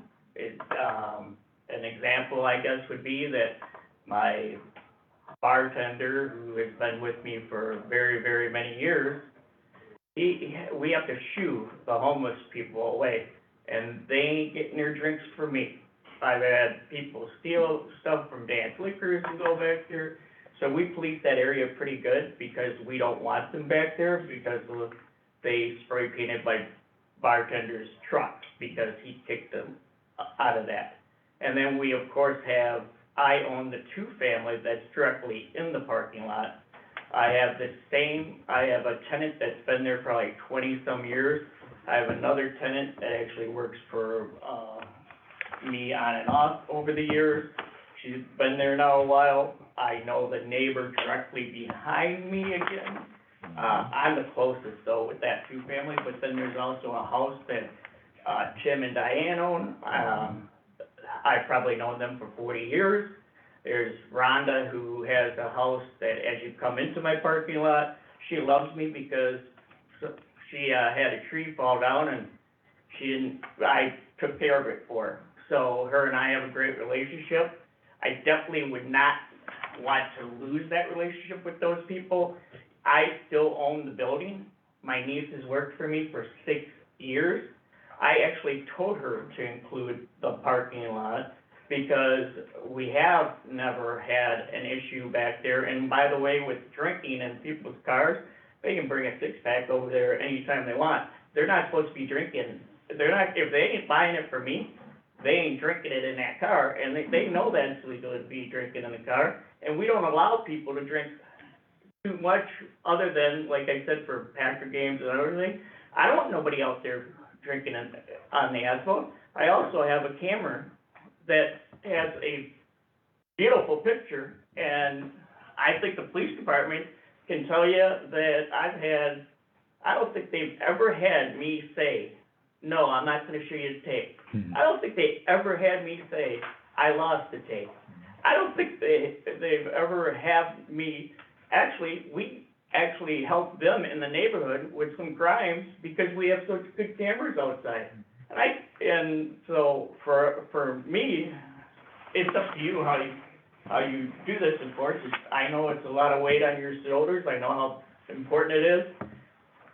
Michelle understands my needs, that one of the biggest things, you've gotta protect your liquor license. That building's not worth anything without that. The two storefronts that are next to me, I own that building. So one is the storage area that I just store things in. The next one is gonna be, I'm actually letting a friend, well, somebody I know, they're gonna go in and may have a little tattoo parlor and a photograph store. So, and they actually come into my tavern, and I always will tell you, I always call the police. And always when I need to. If somebody calls for an unwanted party, and she works for me, she understands how she's gonna run it exactly how I was gonna run it. If somebody gets out of line, if I have to call the police for somebody for an unwanted party, they ain't coming back. And so if there's any other questions, and I'm legally blind, so if you're gonna ask questions, I would appreciate it if you tell me who I'm talking to. We will do, this is Terry, Joey. I know that, Terry. So thank you for that, background, appreciate it, Mr. Legath. So, Michelle, the real question to you is, is it your intention to continue to operate the, facility in the spirit and the methodology that it has been operated by your uncle here for all these years? Absolutely. Okay, thank you. Alder Peterson. I have share similar concerns. This is Alderman Peterson. Thank you. I have similar concerns with the parking lot issue, not that they're gonna do anything wrong, but, you know, and you've run a number of taverns and you seem to have done a good job, but you don't come across our desk very often, if, you know, rarely. Yeah. My problem is setting the precedent for anybody else that wants to have a parking lot and they can sit outside next to their car and drink beers. Well, that's not.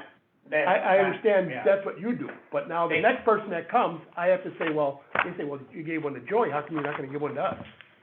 So that's where I kind of run into a little bit of a. This is what I say to that. Okay. I would say that if I don't tell anybody, guys, that it's legal to drink in my parking lot. That is not what I say. What we say is that you can have that where the deck is, and you can have where the cemented area is with the picnic table right there. That, we don't tell people that they can drink out in the parking lot. That is absolutely not what we're about. I don't want, again, I have neighbors that have been friends of mine for years. I have the Q family. I don't want people to be in the parking lot either. I do want them to be able to go outside on the patio, which is a pretty good distance away from, like I said, the other two houses. But we like the fact that they can go out there, have some drinks and everything, and they're on camera, 24 hours a day, 7 days a week. I guess that's where my concern, if you wanna do the cemented area, yeah, I mean, and you wanna do that, yeah, we do a number of them that come in for an outside fenced-in area or a limited.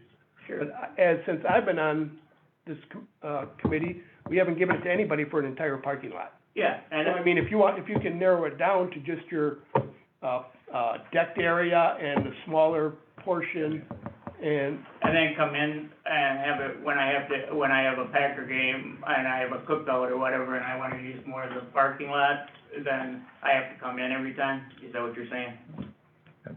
yes, that's what I'm saying. Okay. So, let's. That's just me. Let's just stop for a minute here, from one perspective. Michelle should be answering these questions, Yeah. not her uncle, first of all. Yep. Secondarily, is to, what was proposed by Alder Peterson here, is there a reason you wouldn't want to amend your ability to serve alcohol to the areas designated there? If you're gonna have a cookout, you can have the food out there, as far as I understand, just not the alcohol out there. Yeah. So that doesn't strike me as unreasonable, but now I wanna go to Alder Code, then Alder Caprellian with questions for Michelle.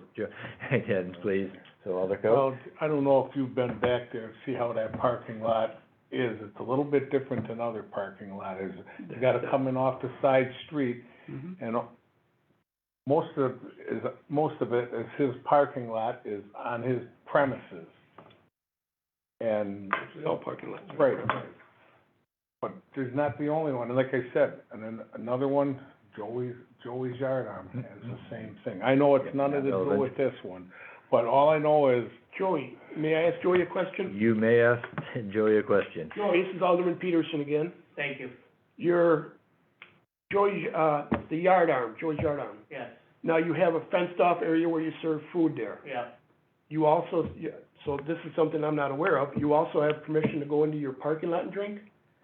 Again, nobody's drinking on the flat pavement. But They're drinking in the paved thing. The reason that is because many years ago, Lisa and Lori, I don't know if you guys remember, they had that really big fundraiser, and they had, they tents out on the streets and all that. Well, they're the ones that actually had it on their description. I followed their suit. So I wasn't the first one to start that. Right. Alder Cabellion. Good, thank you. Okay, a lot to say and then a question. So, I would like to lean on the side of always being transparent and being consistent. So, really, I would hate for this, repeating myself from earlier and doubling up on Alder Peterson, is just that this could set a precedence for what comes before us. And the one thing that I will say is this establishment, it's wonderful that Michelle has such a great mentor, and she comes from a line, her family, who's had establishments and have established a great partnership with the city. They are a model of the way we want to see communication, their communication with the city and the communication with the police department as well. So there is a lot of reassurance in there. And again, they've just really have shown themselves as being the modern tavern owner establishment.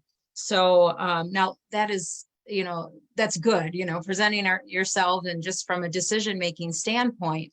However, I need to be consistent with all, the applications, at least have a metric or something that I'm following. And I like the idea of an amendment. I think the way we're doing things now, from when I'm sitting on public safety licensing from when I was before, is a lot different. And there's a lot of more specifics that are happening now. So it's not necessarily bad. It's just to make it clearer for those that come before us. So maybe like with the other establishment that was mentioned, the Yard Arm, the way things were bought before and to make things happen, maybe was listing that parking lot, but there is like an outside sectioned area that you speak of where people eat.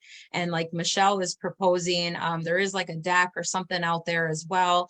Maybe it's now time to get more specific, update the application to kind of match the times, and just so we're not completely X-naying outdoor areas, but more of a specific area. I am not comfortable. I'm telling you, I'm not comfortable at all, because I couldn't be consistent for other establishments that do come before us to approve having liquor where park cars are, and where people can be in their cars at the same time. I do think it's a very wrong approach to go for that. You've shown yourself to be trustworthy, but you've had a long relationship with the city, and other people are just starting out, and we wouldn't know that, and we may decline them even though they might be as trustworthy. So again, I'd be in favor of possibly this applicant. This is just from my standpoint of maybe taking a look at it. Maybe you didn't know, because it's the old way of doing things, to just listing those outdoor deck areas instead of the whole parking structure. Thank you. Thank you. I have a procedural question for City Clerk or City Attorney here. If we, as it appears to be the preference of the committee, if we choose to verbally describe what we would approve, can we do that at this point and have in a moment, Joey, okay, and have the description formally updated between now and the council meeting, or should we have this? So long as it's clear enough in the minutes, and then updated with an actual map that you can actually Right. decide, and the officer who goes in there can actually see what's part of the premises. Yeah, we'd ask We for don't that see it still. being an issue. Okay, Joey, did you have something to say? I'm just wondering, just for clarification, I'm sorry if I, Class B liquor licenses, and by the way, I way appreciate how Melissa said about us, so that, and I feel humbled that she did that, because I do respect her. My question is, though, I've been coming to these things for forever, and I remember now a friend of mine, Dave Mack, and I think it was Greg Howden, that said that Class B liquor licenses, you do have the right to, treat people with different, for Class Bs for description, or is that not the truth? What do you mean, treat them differently? Like, you have the choice as a committee, a Class B liquor license, that do you have to treat everybody exactly the same for a Class B liquor license? Let me answer that if I may, please. Yes. While we may perhaps have the right to say, yes, you can have a parking lot and somebody else can't have a parking lot, I think it's the preference of this committee at this point to have consistency, and it appears to be very much the preference of the committee at this point to not include parking lots. So I think that's where that stands. Other code, did you have Well, the something? reason I was asking, I guess I would like to, unorthodox probably, but I would like to take a vote on who would like to include the parking lot before we take the vote on the other thing, on the whole, the premise description right now she has on there is the back deck, correct? The patio and the back deck. So, I think they should get what they had before, so I think we should take a vote on the premise description to include the parking lot before we take a vote on the whole thing and then it's in trouble. Forget it. We're gonna go, You're withdrawing the request for amendment, and we're going with the original premise description as filed? Is that can I to include the back make sure deck? that's the deck that's out the back, and then the cemented area that's right there? So the amendment description that is currently with the license application, that the committee wants to include the first floor building, the back deck area, and basement for storage. 1863, 1865 Taylor, and basement on 1863 and 1865 Taylor, and then the back deck and the cemented area that's off to the side there, because there's a picnic table there, right there, and that's on a cemented area, and that is not the asphalted area. So a police officer could definitely understand if there was a violation for somebody drinking in a parking lot. So I emailed Michelle this amendment, and it states first floor building, back deck area, and basement for storage. She cited, submitted it to the committee, so that's what it is currently. Is that? Have a cement on it, There was a picnic area. picnic table area. Okay, So they can amend it to add the. Yeah, so we wanna amend to add that area, correct? And you got the basements, right, the 1863. It's first floor building, back deck area, and basement is exactly what it states. So And the- basement, Yes. okay, I just wanna make sure, Because there's two addresses. yeah, 1863 and 1865. Yes. Yeah, the Okay. problem is that there's only one official address for the parcel, Okay. on our system. I think it's 1861 Taylor, probably. Weird because it's listed as 1861, but built to 1863. Yes, Um, that is correct. So on the license application, we do have 1863 and 1865 on it. Thank you, because 1861 is a part of the bar, I rented out, I've always soon to rent out. okay, so is the description as read out what you intend? If it is, we, No, I didn't ask you. okay. Excuse me, Right. other. You have to add the picnic table in there. The cemented area. Well, it's not a Cemented. cemented area anyway, right? That's not part of the description. You Um, wanna amend it right now to add the cemented area. Yeah. Yeah, it only makes sense. Is this critical that we do this right now for Yeah. business? Yeah. Okay, Get it all right. done. Yes. Yeah. I know the answer to that, that's why I asked. And where exactly is the cemented area, just so we can put it in the permit description? You walk out the back door, that's the cemented area. Yeah, probably whatever a cement thing is, you know, squares. And that's separate from the back deck area? Yes, and then the picnic table sits on the cement, and then the asphalt is, so there's a definite difference. Yeah, thank you. Okay, so let's take this route then. We will vote on the description, including the concrete.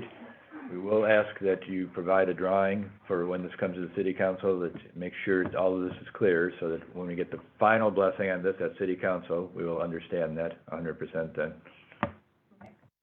So given that, the actual motion, or the actual request right now for the premise description, yeah, if you read that one more time then? Would be to approve the license application with the amendment of the cemented area in the back be included in the permit description. So moved. Joe, did somebody? Thank you. We have a, Okay. we have a motion and a second at this point then. All right. Further discussion? All in favor? Aye. Melissa? Okay, Aye. you're on mute there. All right, all right, thank you.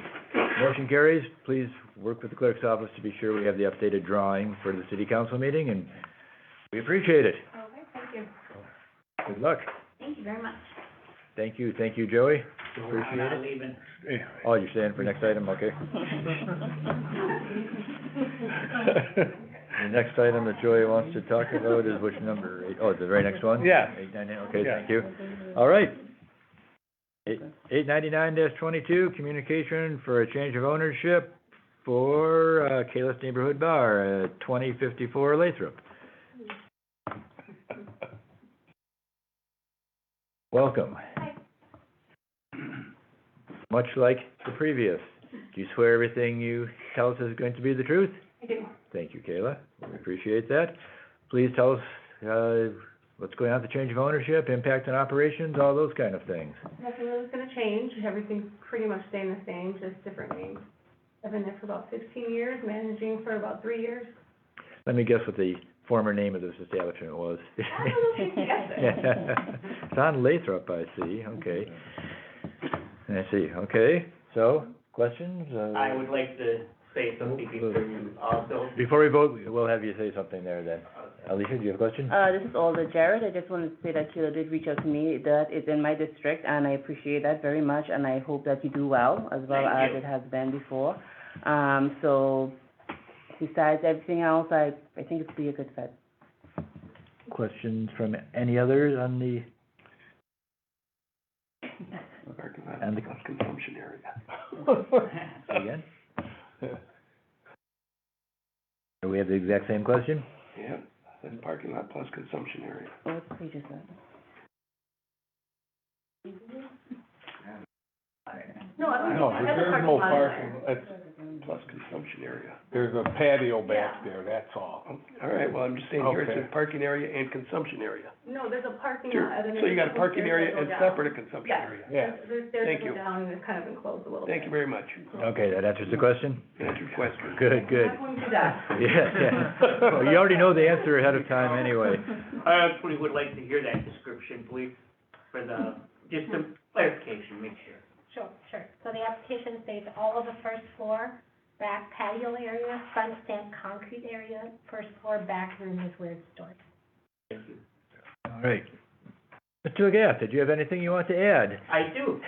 There, I've been there, like, I think it's 15 years. Kayla has done a really, really good job running it, but she also lives in the house that's on the corner of 21st and Russet. It's 3924 21st Street, and I've owned that property quite a long time.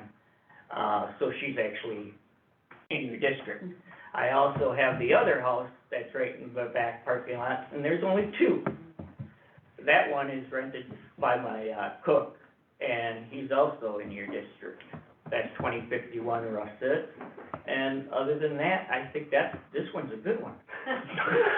'Cause we ain't got no problem. Terry's not getting upset with me, maybe. Sorry, Ola Caprilli. Alder Caprillion, thank you for playing that again for me. I thank you, Alder Jarrett, for that.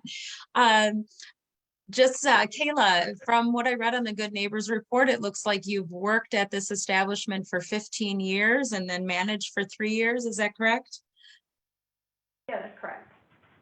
Wonderful. Again, like I said, with the last item on the agenda that came before us is that you have a really great mentor.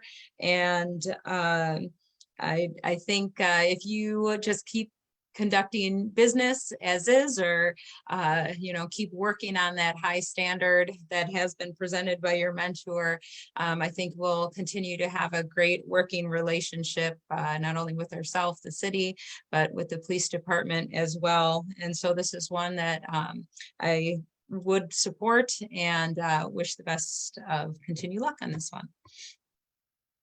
Thank you. All right, motion is in order. Motion to approve. Second. Any further discussion on the item, which is a change of ownership? All right, all in favor? Aye. Aye. Motion carries. Thank you very much. Thank you Sorry. very much. Sorry it took so long, Kayla. Never forgive you. Yeah. 2 items, you said. Oh, my God.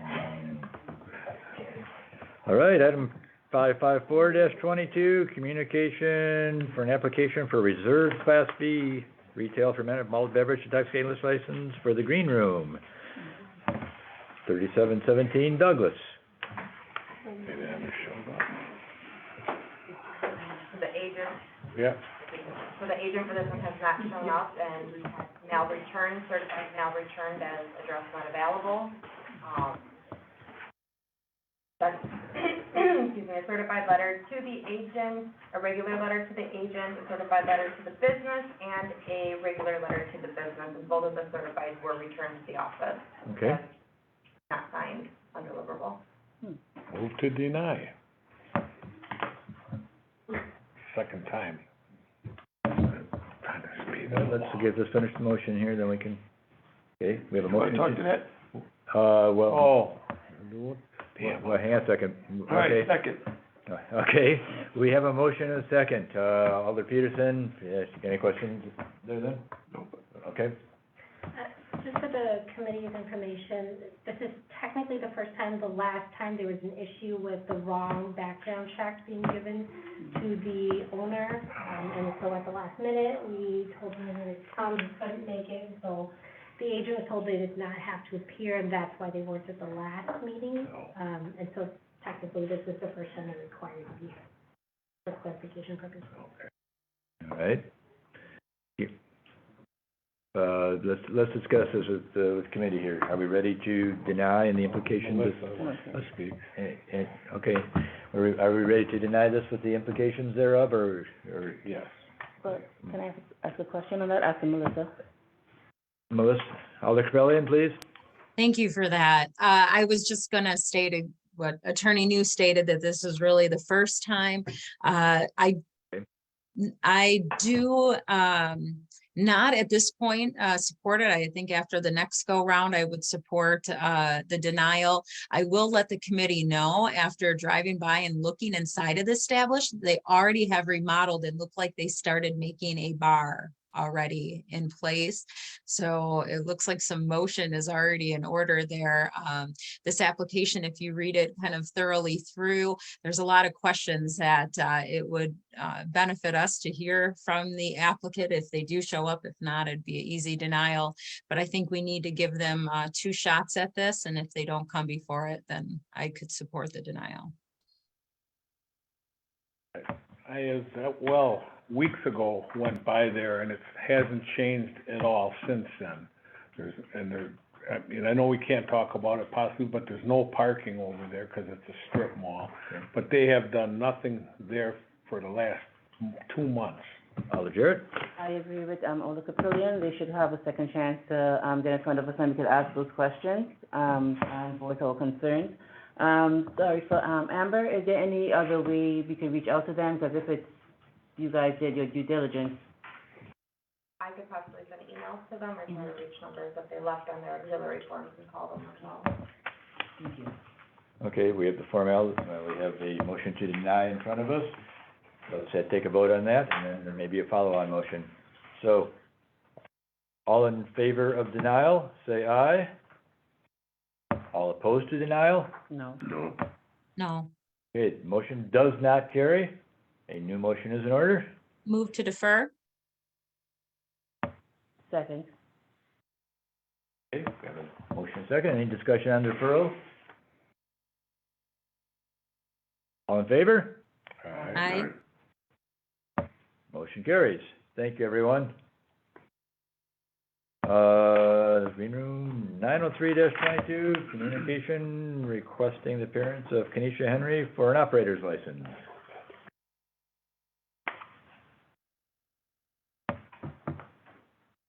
Kenesha Henry here, is this her first request? To defer. Second. Do we have a second? Okay, we have a motion to defer this appearance. Any discussion? All in favor? Aye. Carries. Communication requested the appearance of Mark Spang for an operator's license. Not here. First time? To defer. Second. Any discussion on deferral? All in favor? Aye. Thank you. 907-22, request for the appearance of Ramona Rauch for an operator's license. Thank you, Ramona. Thank you. So, first of all, you swear everything you tell us is gonna be the truth? Yes.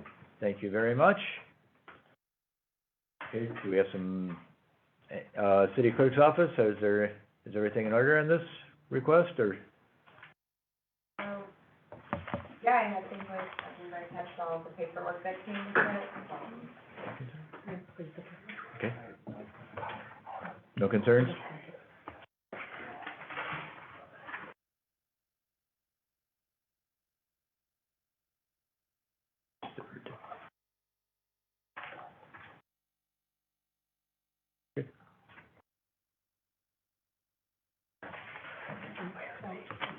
City Attorney's Office. Yeah, so it looks like Ms. Ralston is qualified under guideline number 7 for providing a health statement.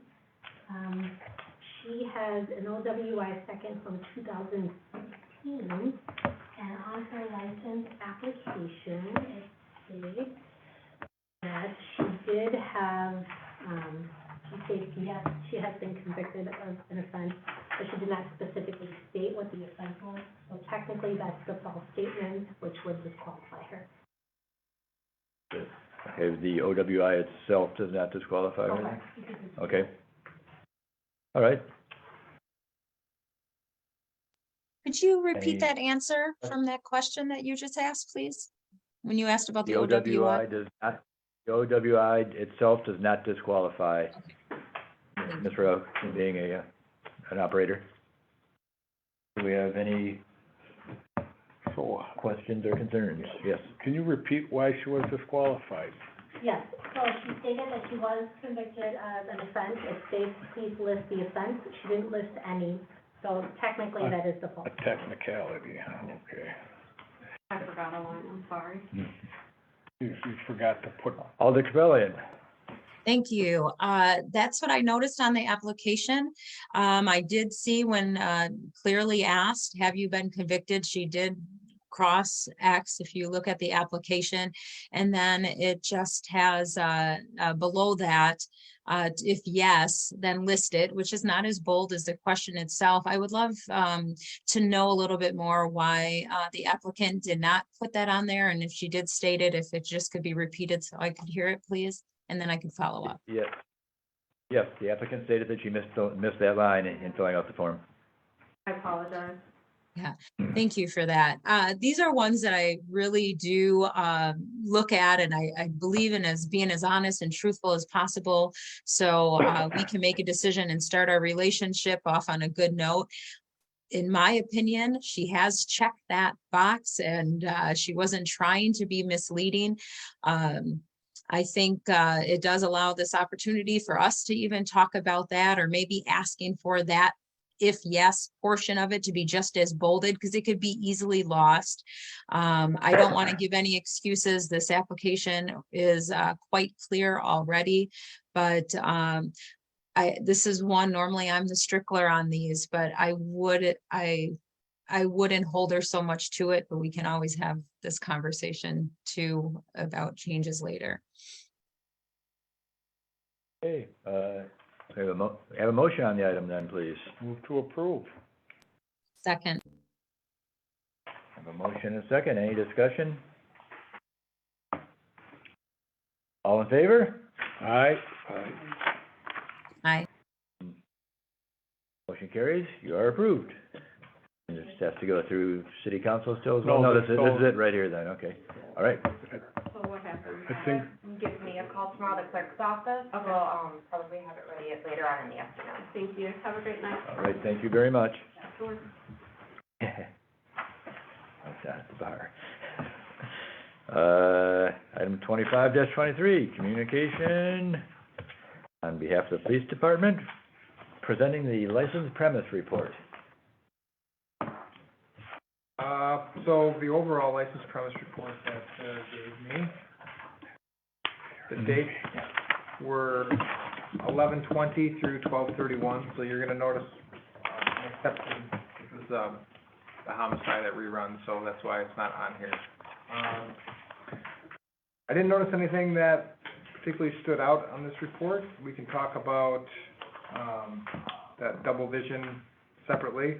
I did wanna point out, as I told the three gentlemen that were here for, Top 10? top 10, that I do always appreciate it when employees call. So you'll see that Buckets, they had an employee call about a loaded handgun that was found in the bathroom. Mhm. So that's exceptional work on their part. And then, Teasers, on the same night, actually called about an intoxicated, male, with a gun in the bar. It turned out to be a BB gun, but nonetheless, there was no way to tell at that time. So those two establishments get gold stars in my book for making those phone calls. And then if you flip through, I think there was, the December 26th call was the call we spoke about top 10 with the gash. Again, that victim said that he did not want to, prosecute any offenders, so we did not open up a case or assign an investigator, even though it was technically a felony. Without a victim cooperating, we're not gonna open a case. Okay. So other than that, there's nothing that stands out to me as exceptional. If you have any questions, I can look through it and try to answer it, otherwise I'll have to have Sarah get you some more, Okay. And we are excluding reruns from the conversation at this point because the investigation is still ongoing? Yeah, when that happened outside this, but I mean, the only thing I can tell you is what we released to the public as we were sitting here. Okay. Our PIO released a name of a suspect on a US Marshal's wanted poster. So it is progressing, it is active and open. There's a suspect that's named in public now, so. Okay. Anybody have any other questions for the police at this point?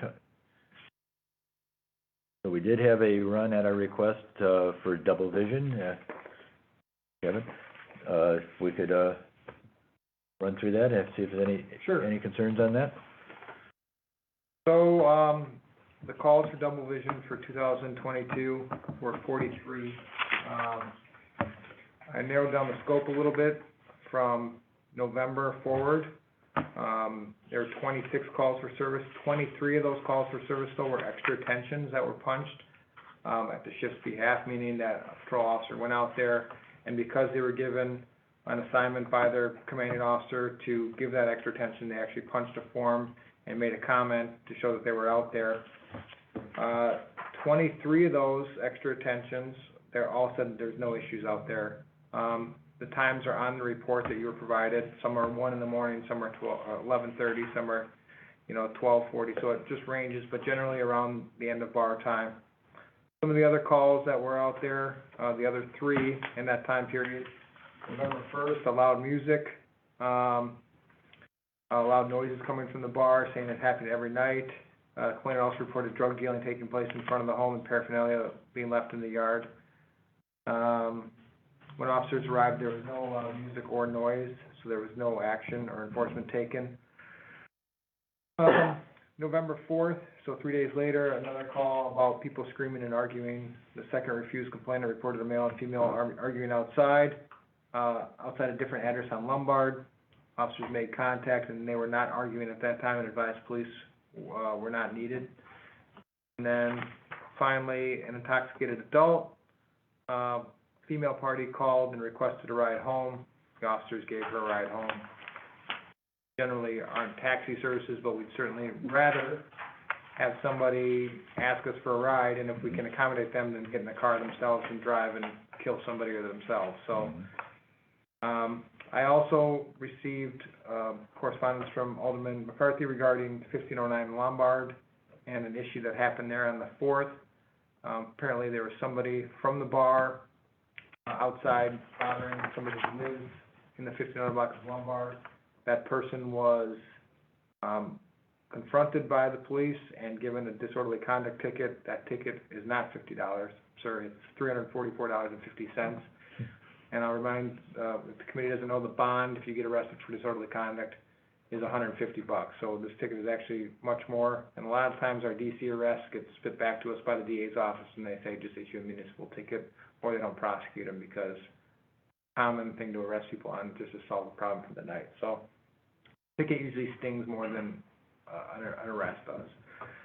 And then I ran the 1500 block of Lombard because I know that people live there and people are concerned about what's happening, so I wanted to see if anything was spilling over. I'm not saying it's not, but the calls for service, there's 10 calls, only one of them ended up in any type of documentation from the police department, and that was a parking ticket in February. So the latest calls were November, an ordinance violation, October 3rd, an unwanted party, and neither of these calls, when I looked them up, I don't have the details, but I remember I didn't bring them, were really that tied to the bar. So finally, I spoke to both shift commanders of third shift and late power, Lieutenant Rob Ortiz and Lieutenant Joe Spalding, and they admit there have been problems out there. Mainly these problems occur when it's warm and people come out of the bar and are talking loud, revving engines, motorcycles, that kind of thing.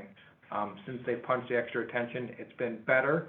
I'm not saying it's been perfect. I know this gentleman called the other night, but it's been much better as the 23 calls for service that they punched for extra attention. There was not a single problem in any of them. So don't know if it's the police or if it's the cold weather, maybe a combination of both. But the problem seems to be better based on what's documented now. I don't want to speak for the neighbors or the people that live out there, but that's what I have in terms of documentation. All right, thank you. Do we have any questions, any actions, or? I guess, I'm curious, and the bar owner's here, I don't know if he wants to speak to it or not, but I believe it's a gentleman at 1509 said he was confronted by a couple of high riders as a result of the bar owner showing him our last meeting, and the gentleman at 1509 kind of talking bad about high riders.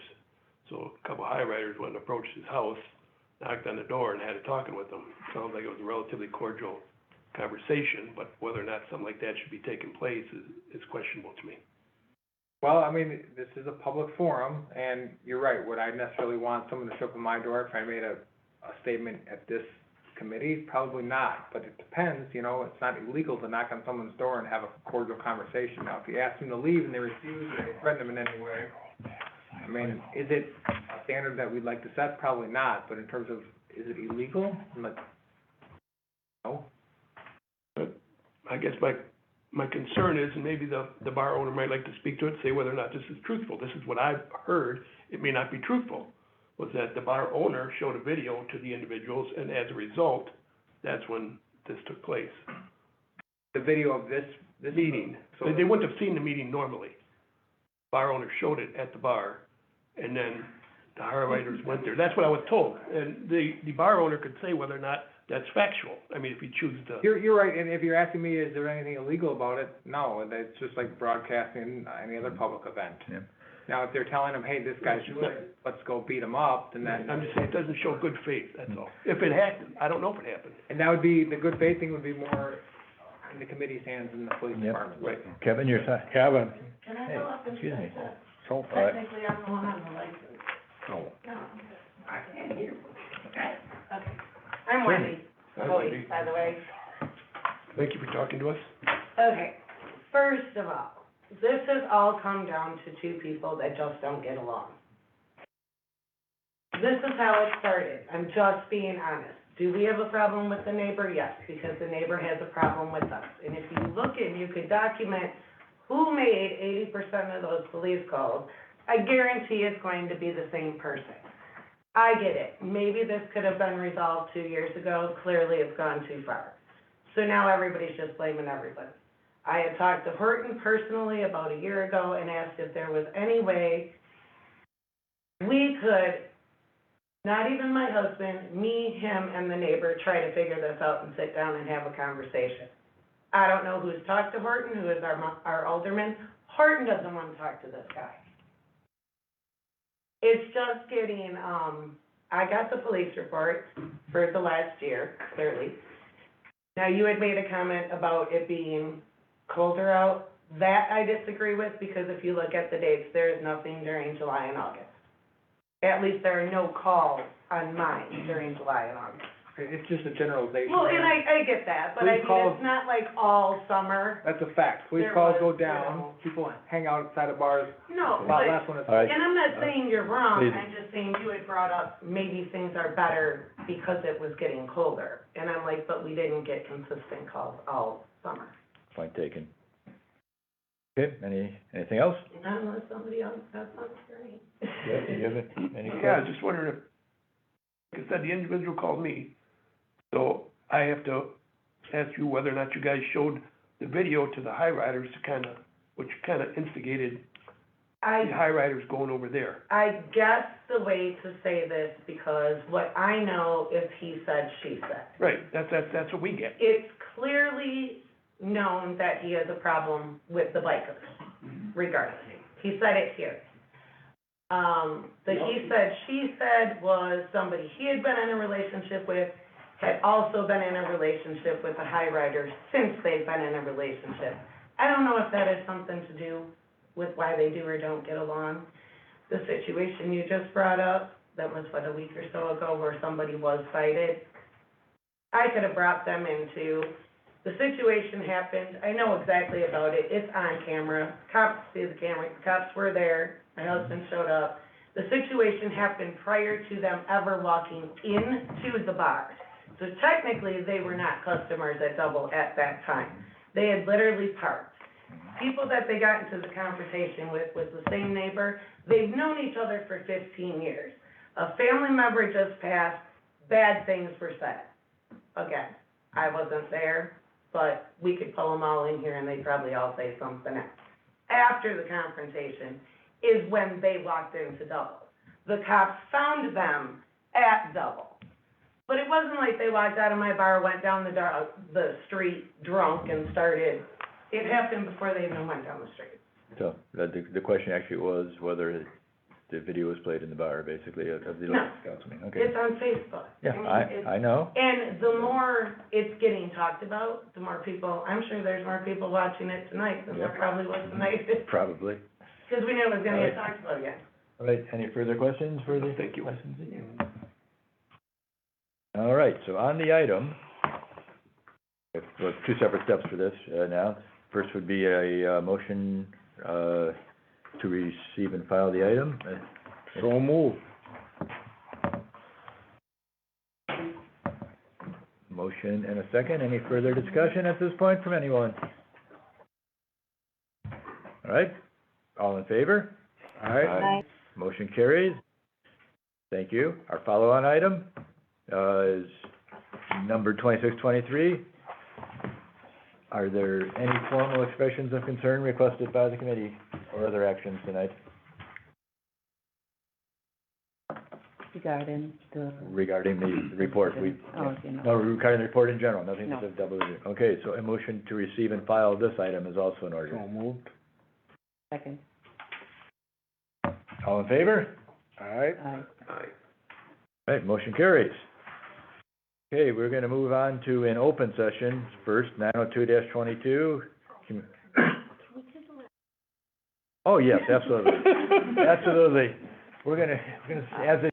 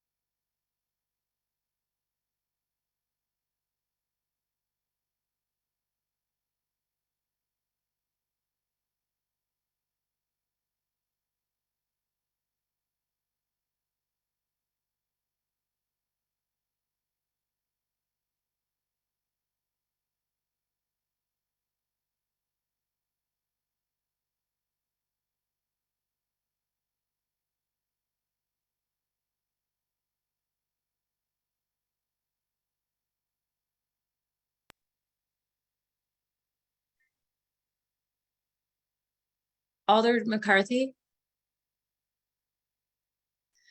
I'm just wondering, I don't know how long your break is going to be, but because I'm out of my other meeting, I do live about maybe 7 minutes away. Would it be easier? I see that the attorney's handing out something. I can rush to get to City Hall. You can go ahead and proceed if you'd like, but I don't know what you think, how to proceed. Anyway. Yeah, you make a run for it. Okay, I'll see you guys in a few. All right. Okay. Yeah, within the speed limit, of course.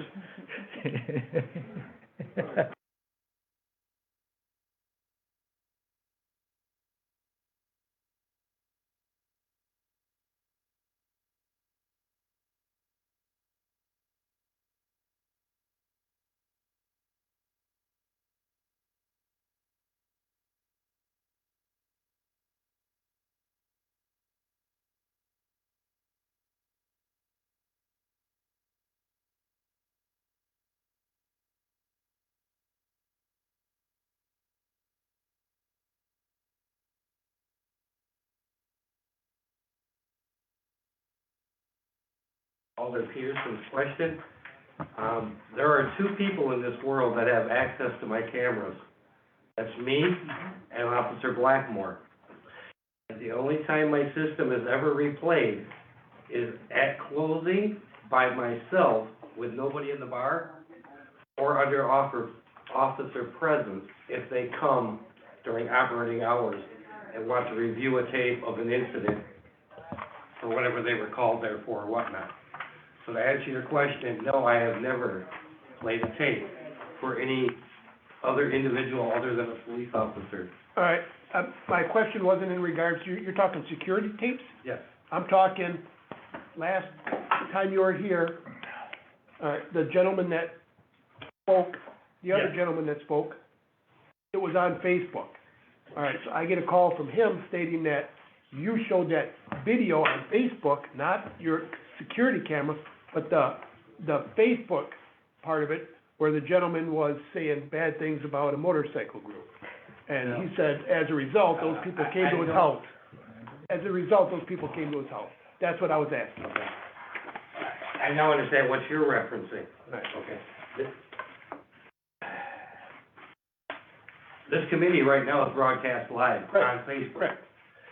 So I was actually also contacted the following Tuesday, the next day, in regards to why certain individual groups were mentioned. Mm-hmm. And my response was, it has nothing to, I didn't mention anybody, I didn't speak. I was literally nothing but a citizen in attendance at that last meeting. What transpired from there, I have zero input, knowledge, whatever, other than I was called wanting to know why individuals were mentioned along with my bar. Okay. And all I could say was, it was another individual. It had nothing to do with me, it had nothing to do directly with the bar, it was another statement. That's what I'm asking, thank you. All right. On that note, the reason I decided to speak was to address that past meeting. I was in attendance as no more than a citizen of the city coming to a meeting. Unbeknowing that there were assigned speakers to speak in regards to double vision. I had no clue about that. There were people that had signed up to speak. Yes, I did not know anything. I was just in attendance because we come to the meetings to listen. After the meeting was over, a few of you voiced your concerns, or not your concerns, but your gratitude into the fact that I maintained my composure and didn't, what's the words I want to use? React. You didn't react. Yes, thank you. I didn't react to all the assault that was taking place, whether it be verbally, in vulgar language and whatnot. I literally just sat here as an individual to attend a committee meeting. On that note, all of you are elected officials, minus the individual here. You are also all appointed by the mayor's board to run this committee. Okay?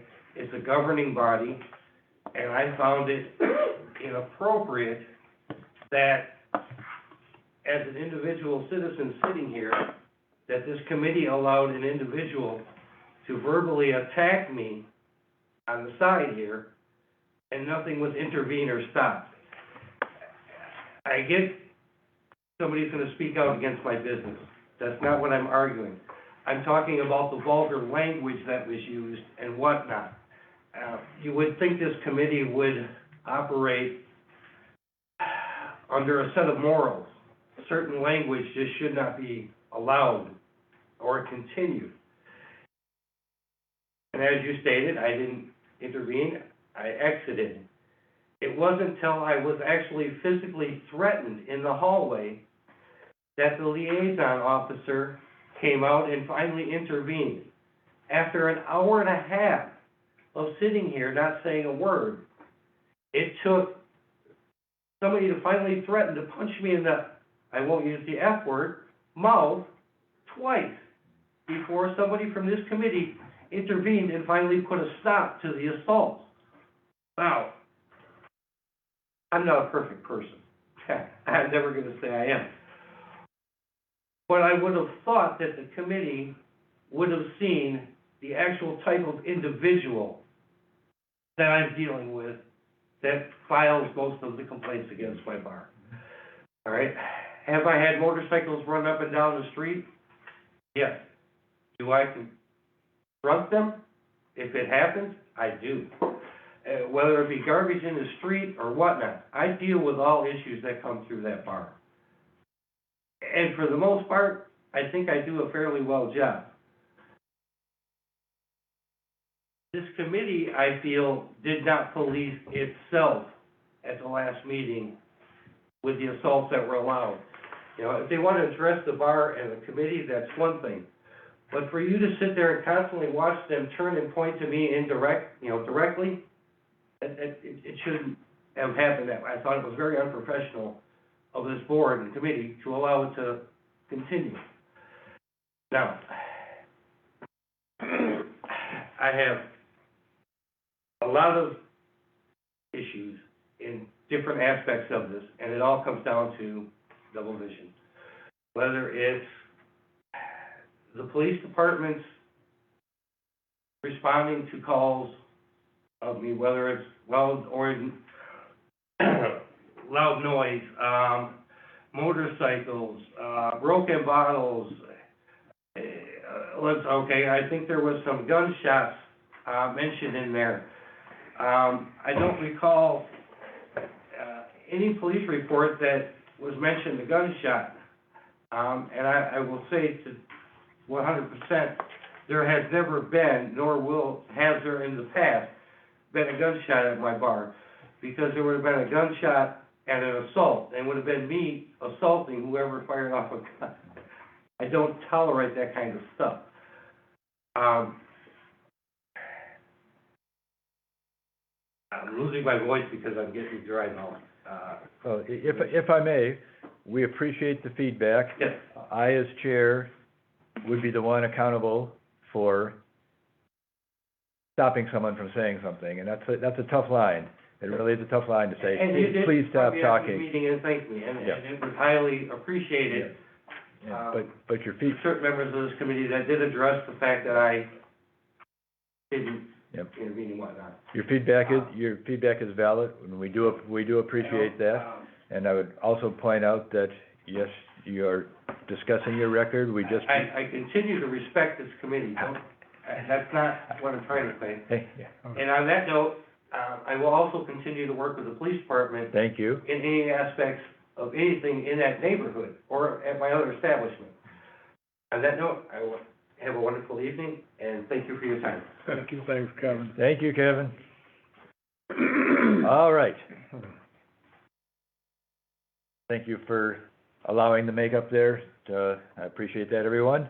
We're now moving on to 902-22, communication sponsored by Alder McCarthy on behalf of the Public Safety and Licensing Committee, conducting a hearing for the revocation and/or suspension for the cigarette and tobacco license for Taylor Mart located 1813 Taylor Avenue.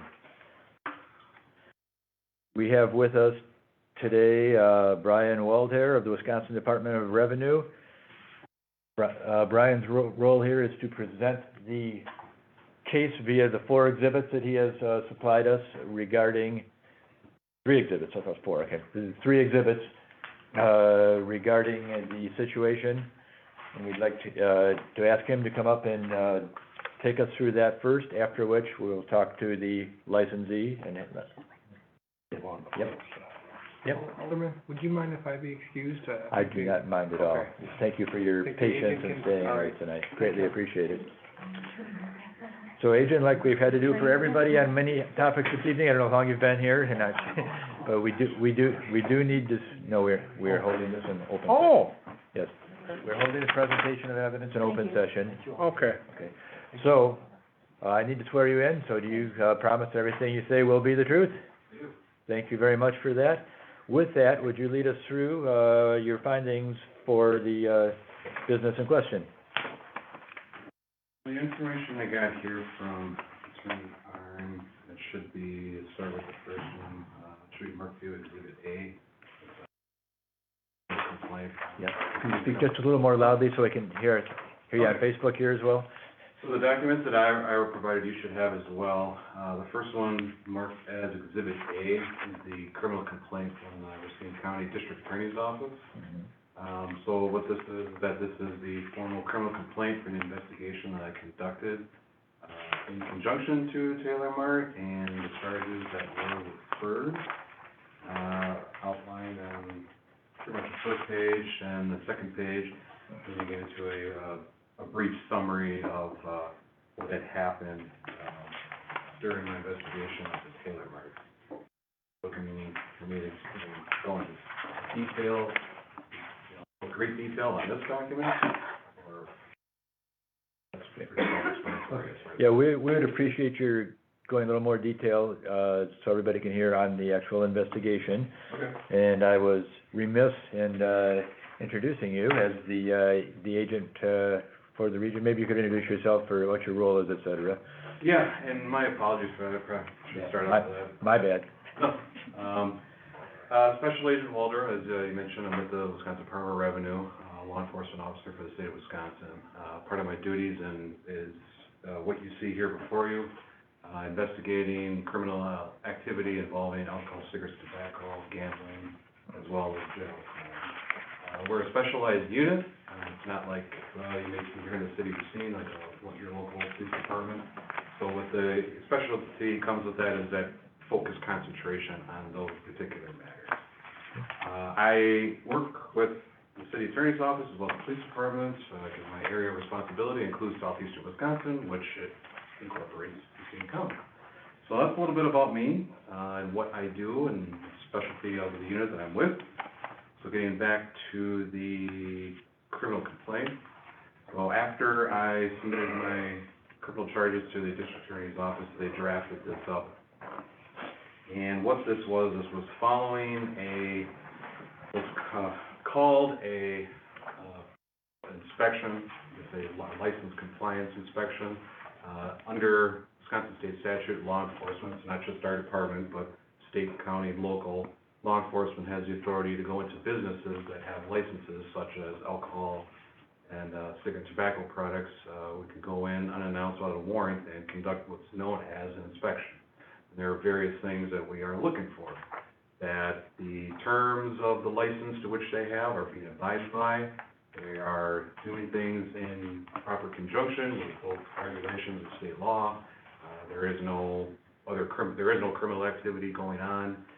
Another component is there is a tax element to this, that making sure taxes are being paid for those products, because with alcohol, cigarette, and tobacco products, and vape products that is included in that, there's a special tax that's adhered to those. It's known as an excise tax.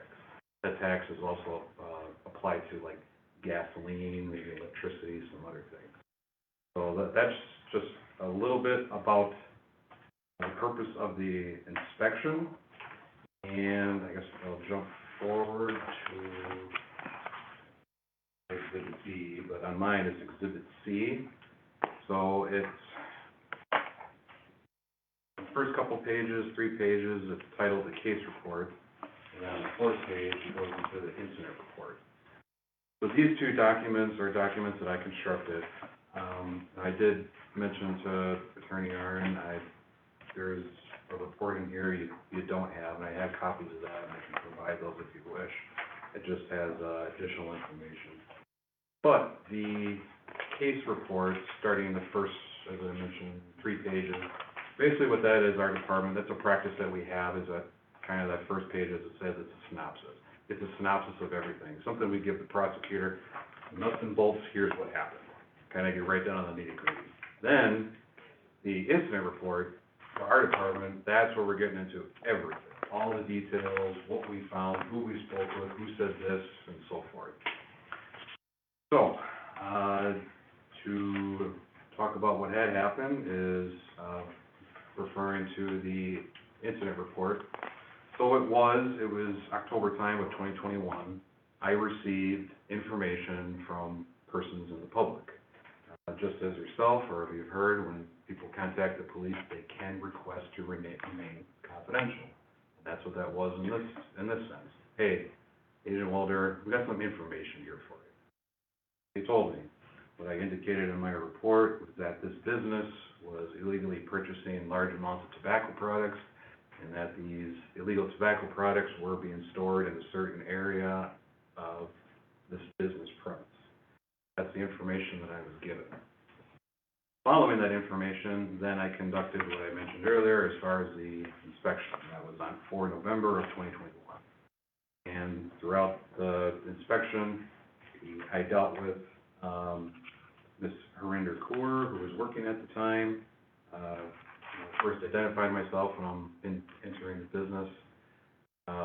Tell them what is going on, that I am conducting an inspection, and I started asking the business owner a series of questions, like, for example, do you have ID on you, just so I can prove where you are? Can I see where your licenses are, so I can review the licenses? As well as, okay, you're a business, I need to see your records. Where do you keep your records? Records consisting of where they're buying their alcohol, cigarette, or tobacco products from. So those are things that have to be maintained on the business premise. So from there, then it went into, some records were there, were provided to me, some records were not. During this inspection, I did do some searching of alcohol products, but from the time that I was there, I was not seeing any red flags, I guess I will say, where it's like, do I really need to spend more and more time and dig more and more on this? And I did it. However, when it came to tobacco products, that's where problems were lying. Problems in the sense of, you ask questions as far as, okay, where are you buying your products from? Given a name of a distributor, wholesale, excuse me. Okay, well, there should be records here from this wholesaler, or this distributor, on you buying these products. Well, that was a problem, they weren't there. Well, why aren't they there? It's a dialogue that you're going back and forth with to find out this information. So there, in addition to tobacco products, also then search through some cigarette products. We do at the Wisconsin Department of Revenue, we actually get information for anybody who might be a smoker or is familiar with cigarette products. On the bottom, we have a stamp on there. There's numbers that are on there. Those numbers actually do mean something. That's information that our department has. Does local law enforcement get that information? No, they don't.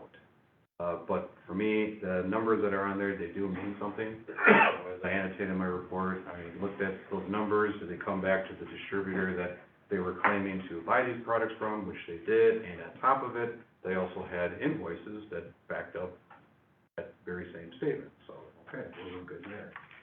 Where the problems that we're lying into were the tobacco products. Now, when I say tobacco products, what that includes and what I'm referring to are cigarillos, chewing tobacco, bags of pipe tobacco, and also includes vape products. That's then where I started focusing my attention on, like, okay, well, why don't you have all your invoices here to show proof that you're legally buying these products? And as my time during this inspection was ongoing, there were things that I was asking Ms. Kaur she didn't know, and it's not a negative. There are times where I'm not always dealing with the business owner. Like, even the business owner, they may own a business, but are they involved in the day-to-day operations? They may have a general manager, so that's not a negative, but okay, is there someone else we could talk with? And it was, maybe my husband might be able to know, or someone else. Okay, well, can they help out at all? One thing started leading to another, as I annotated in my report here, was, okay, well, the record, we do have additional records, but they're kept somewhere else. Okay, how about getting them here? Okay, and I'm affording them time to do that. Like, I will stay here, and we'll wait to get those records here. And as one thing led to another, where she would call someone, okay, they're on their way, they'll be 15, 20 minutes, we're waiting 15, 20 minutes, okay, no one's here, now what's going on? I'll call again, and it was almost like excuse after excuse after excuse. And it got into this being a few hours at this business. Which got to a point where I am there alone, but as this dragged on for well into a couple hours, where I contacted the Racine Police Department, and I had said, I need some assistance to come here. I'm here by myself, and I'm not sure what's going on, why these phone calls keep being made that someone's gonna come here and bring these records, and they're not doing it. So that's what I did, and to the credit of the Racine Police Department, they did come and provide backup for. So what I did was that for even officer safety and just for preservation of any sort of records or if anything was going to be destroyed, I informed Ms. Corr. I said, look, we're going to temporarily cease operations while this inspection is going on. And once we're done, business will open back up. And that's what we did. So during the time that the business was closed down, there were some additional phone calls that Ms. Corr made and said, someone's coming, and noting to the report here, I mean, the Racine Police Department arrived on scene looking about 2:30, and it was about shortly after 5 o'clock, or 4 o'clock, excuse me, still no one showed up at the business with the information that I have been asking for, and just wait, I'm not leaving until we get this. And I did ask a question, or more or less extended a comment to Ms. Corr that I hadn't seen in my report, where it's on page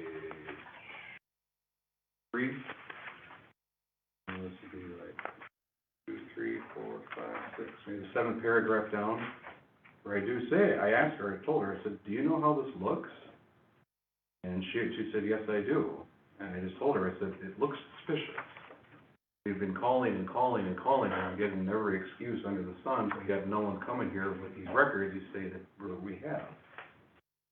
So, it was shortly after that, where it was about 4:30, where someone did arrive on scene they didn't have any records, but what they did have was the key to this area where the stuff was stored. That was another factor, was that do you have a key for the storage area? And, just part of the business. No, I don't. Where's the key? And that was another thing. Well, I gotta call someone to get it here and get it here and get it here. Finally, when that person did come, it is part of the business, under the license, it's open for inspection, so I need to open this, and they did. And that's where found the large amount of tobacco products that you see in your photos there. I know it's black and white. Hopefully you can see it okay if you wanted. I do have some copies of color. It just helps add some context to it. So, when I found, when we were in this area, it wasn't just tobacco products. I mean, there was all sorts of stuff that was in the store. Hygiene products. Remember, there were some automotive products. There was all sorts of stuff that was stored in there. It wasn't just the tobacco products. And, questions then where I then went back to Ms. Corr and asked her about it and said, okay, where's all this stuff from? You don't have records on your business, nor have you produced any to prove that you, as a business, have legally purchased this large amount of tobacco products. And in our conversing back and forth, she did admit that by a guy named Ahmad, just what I was told, before it's me, that she had been buying products from him. It was mentioned at that time she spent at least $5,000 a month buying tobacco products from him. She's paying cash for them. Ahmad, from Ms. Corr, she claimed that she was told by Ahmad that he obtained these tobacco products in Illinois, right up here in Wisconsin, and sells them to businesses that way. And that he also may live in Milwaukee. So, I was appreciative that I got that admission out of her, but it took several hours to do that. And so So with that information, well, there's an admission that you're illegally buying tobacco products. So those can be confiscated, and that's what I did. I also confiscated those tobacco products, and still to this day, they're in our evidence room, and they sit there until this case is completely litigated out on all matters. Eventually, it'll be destroyed. So standard protocol is, we have, aside from these reports, we have, which is called basically a field report. Just some information that we're marking on there. There's business information and things we're finding. So those are, documents that I filled out and provided copies of that to Ms. Court. And one thing I did tell her, I said, you know, I'm gonna consult with the Racine County District Attorney's Office on this, and see what they say. And throughout the course of the investigation, there were some occasional updates with the City Attorney's Office. You know, case was concluded. There's another update just saying, hey, the case was done. There were some guilty verdicts on it, and city's level we want to pursue as far as against the law. So, that's some, going through my report, the incident report, the case summary report again, summarizes, you know, the information that's in the incident report. And moving to Exhibit B, so this is the CCAP printout that's available from the Access website. It's available to anybody that public.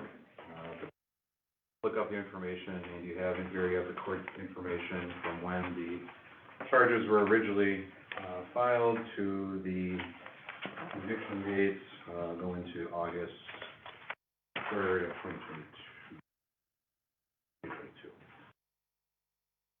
Where there was a fine amount that the business was assessed.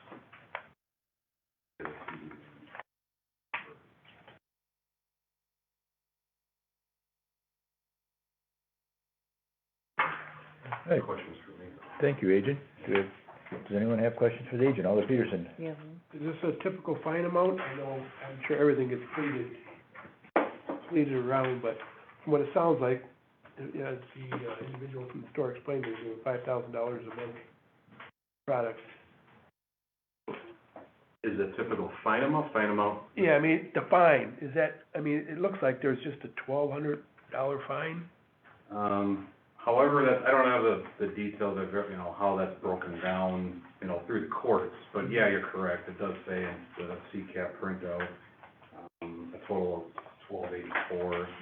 That's page 3, kinda like middle of the page where it says $150 fine for each count, plus court costs and some other surcharges. Now, as far as the fine amount, to be honest with you, when I spoke with the district attorney's office, my recommendation was not that. I gave a recommendation of around $2,500. In this case too, I said no jail time, I said maybe probation, but I said this, in my experience, this type of criminal activity is about money. So, go after the one thing that they're trying to go after, and that's money. Thank you. Thank you.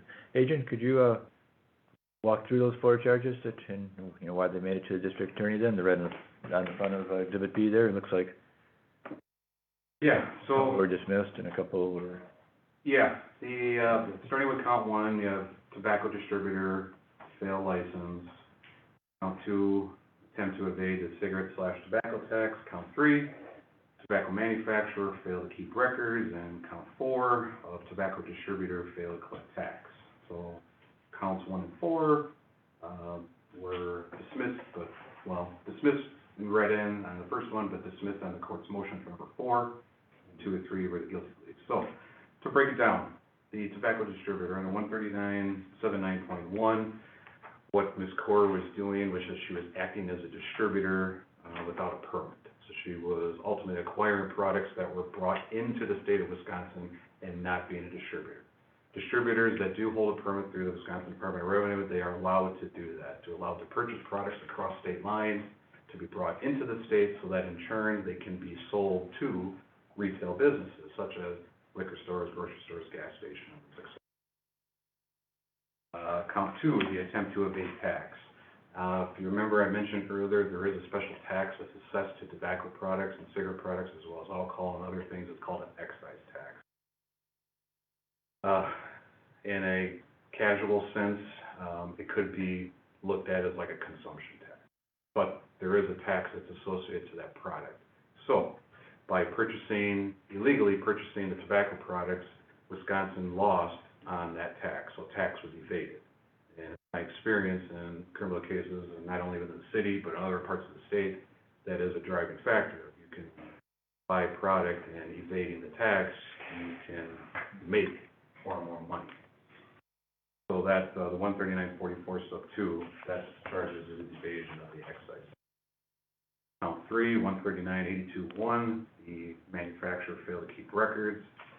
So it's a requirement that if you're going to be acting as a distributor slash manufacturer, you have to maintain your records as to who you're selling the products to. If you're a distributor manufacturer, you're going to have records, okay, I sold my products to this business.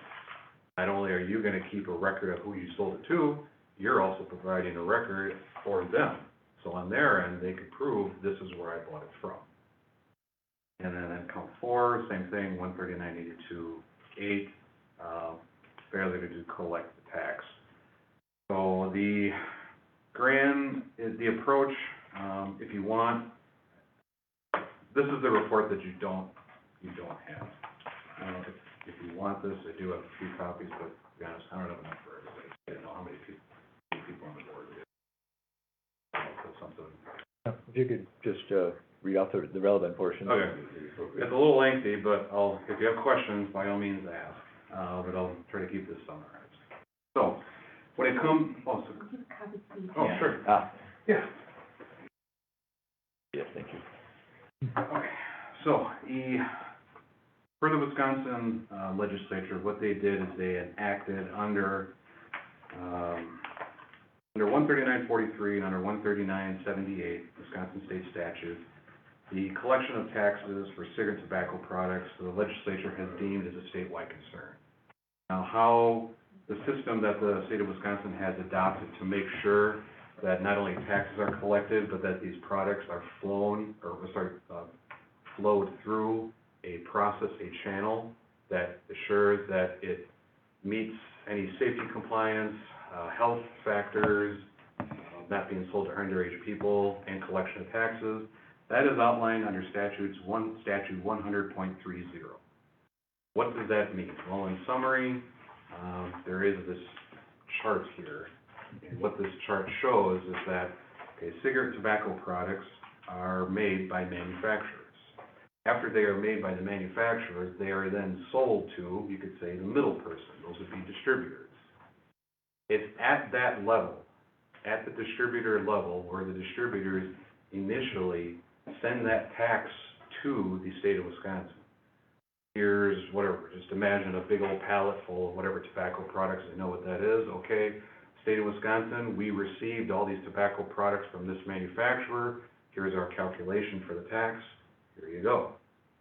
Now, what happens is that those products that are sitting in that distributor's warehouse, they have their customers, your Speedways, your, in grocery stores, liquor stores, whatever. That's who they're selling to. Distributors are selling to licensed businesses. The average person can't walk into a distributor and say, hey, give me a pack of, chewing tobacco or something. They can't do that. So they sell to a licensed retailer. Now, as I mentioned, as far as that initial tax that was sent by the distributor to the state, the distributor is marking up that product to, one, not only making money for themselves, but recouping that tax. So now those products have flowed from the distributor to whatever retailers and whatever communities. Here we are here in Racine. Here we are with the Taylor Mart. They would buy from a distributor, and like one in the report, just for example, there's one called Chambers and Owens. Pretty big distributor down in the Janesville area. So those products would, tobacco products, we use this store as an example, they end up at the Taylor Mart, they should be buying them from a legal distributor, and in turn, they're selling them to of-age patrons that come into their store. Now, as I mentioned, there's the price minimum markup. going from the distributor to the retailer, but there's also a minimum markup back up here from the manufacturer to distributor, distributor to the retailer. When it gets to the retailer is marking up as well to recoup, money that they're paying for it and making their own profit. So the way that the tax system is set up in the state of Wisconsin is that the ultimate consumer, they're the ones paying the tax. So yes, the distributor is paying it up front, but if it's not paid by the consumer, then that's not through the proper channels and how the legislature has set this up to where taxes be collected. And as I mentioned, it's not just from the tax aspect, it's from the regulatory structure, health and safety, making sure it's underage hands, things like that. So the state statute 100.30 is that's the setup in the state of Wisconsin and how this flows. So in this case, where she's, as it was mentioned to me, she's buying it from a gentleman named Ahmad, who's buying it down in Illinois, well, you're skipping all those levels. Not only are you evading the tax, but on the license application that she filled out and signed her name on the bottom, question number 1, there's a series of questions on there where each business has to check yes or no. Do I agree to these terms? Well, before I could get a copy of the license, at the time that I'm talking in this court, I'm thinking to myself, well, you had to have checked yes, because why else would you get a license? I can't imagine the city would grant a license when you're gonna openly say, no, I'm not gonna follow the terms. But question number 1 in the license application says, do you agree to buy cigarette and tobacco products from Wisconsin permitted distributors? And after obtaining the copy of the license, it's checked yes. So in this case, she's not abiding by the terms that she agreed to when she was given the license from the city. Now, why would businesses want to legally buy tobacco products? As I mentioned, there is a money factor to this. I'm not here to say, what policy should be in place or tax policy or anything. Just as a law enforcement officer, it's my job to combat this as best as I can. I can explain why it is, why it's being done, and it's a money factor. I'll give you an example. You can buy, if you legally are buying I'm going to take a box of cigarillos. Ever heard of Swisher Sweets? That's pretty well known. Okay. So if you can buy a box of Swisher Sweets for, say, maybe $15 to $20 as compared to $28 to $30, that's just one box. I mean, that's a savings. If you compound that box after box after box, month in, year in, year out, that's substantial. And as I mentioned, or what's referenced in my report, is the amount of tax that was evaded just from the products that I recovered, which was $5,551.65.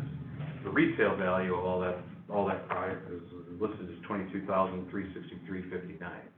So that's just from what I recovered. And and what she reported to me was that, well, I've been doing this for a few months. So I don't know. She couldn't tell me how much she got. That'd be up, you could say it could be more, it could be less.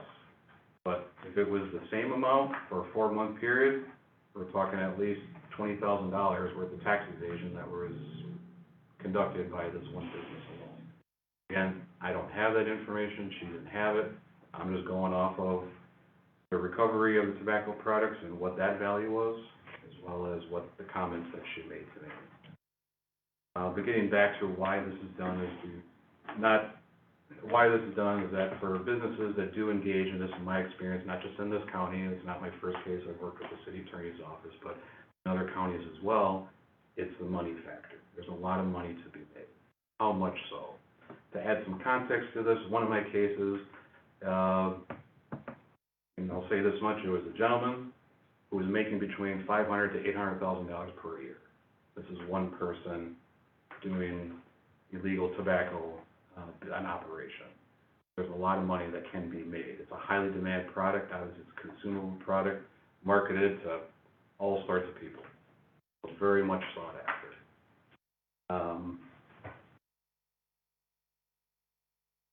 The other information that's in this one document or this report you didn't get. This page right here. So far as Illinois, in my experience, working in southeastern Wisconsin, where do I find, as well as other coworkers of mine, we find where tobacco products are coming from? My line of work, in Chicago is the hub. There are a lot of investigations are coming down to it, they're buying it in Chicago, buying it in Chicago, buying it in Chicago. Why? Well, believe it or not, the tax rate in the state of Illinois is far less than the tax rate in the state of Wisconsin. So if you can buy product, go over the border, buy a lot of product for a lot cheaper price, bring it back here, and sell it for a higher price, you can stand to make a fair amount of money. And on this board, and even today, I just double checked, did the Illinois legislature, did they change anything to their tax rates? And to the Illinois Department of Revenue's website, tax rates that I have listed in this report are still applicable to this day. So for example, for tobacco products, such as, I mentioned cigarillos, so like Swisher Sweets or a bag of pipe tobacco, tax rate on those products alone is 71%. That's what Wisconsin assesses on those products, and that's gonna go off what the manufacturer's suggested price is. State of Illinois, they assess 36%. So it's a lot less. You get into chewing tobacco, you know, your cans of chewing tobacco or snuff, as other people might know. Wisconsin charges 100%. Whatever the manufacturer's list price is, happen to look around in gas stations, if you see maybe they're around like $6.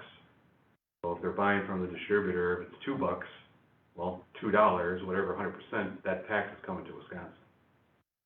State of Illinois, for example, is that they charge 30 cents per ounce. And cans can go between a little over 1 ounce to 1.5. There's a savings that way.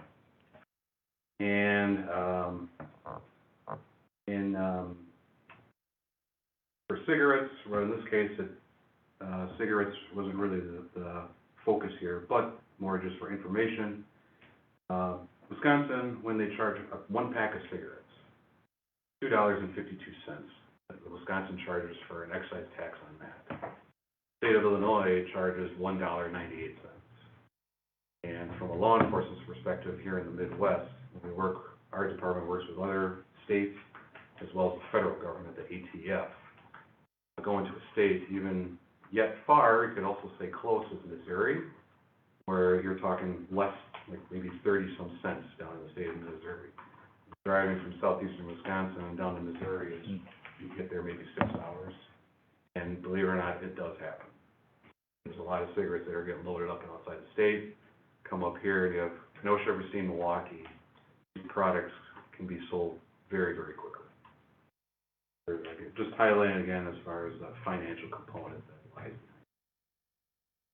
But that's just a summary of this report that. Could you give a copy to Yeah, the attorney's office as exhibit? Yeah, it was submitted with the district attorney's office. Okay, we'll just count that as exhibit D for what we're doing here, so thank you for that.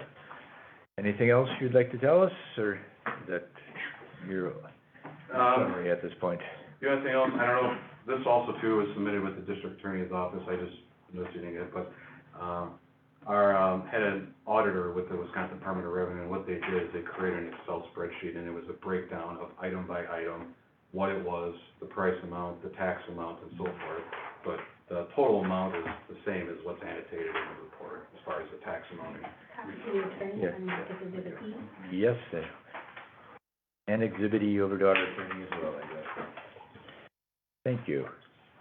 Any question? Alder Caprillion, for the agent. Pass the colored, pictures around, and we get it back to you if you don't have a copy, but just so we can see that a little more. I don't know if you want to mark it as exhibit then, or? Do you have a copy for the attorney? Do you have a color? Yeah, maybe a color copy. Martha, as it is accept. Okay, thank you. Any other questions while that's going around for the agent?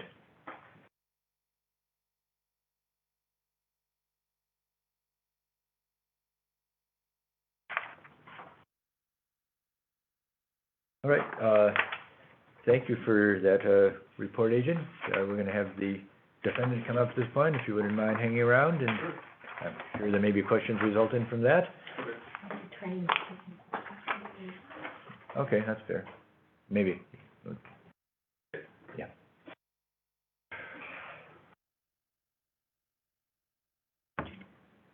Hmm?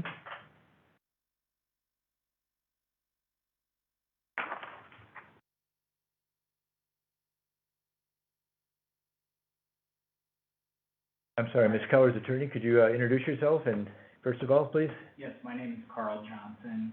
Thank you. I represent Ms. Collins. Thank you. Did you have any questions for the agent before we? I do have a few, thank you.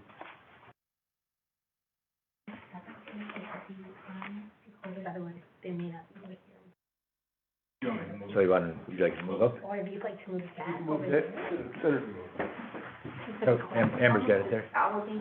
Move the table kind of between everyone. Guys?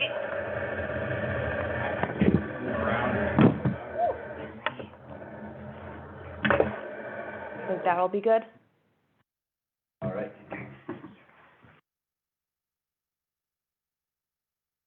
So Agent Wilhern, I wanted to clarify a couple of things.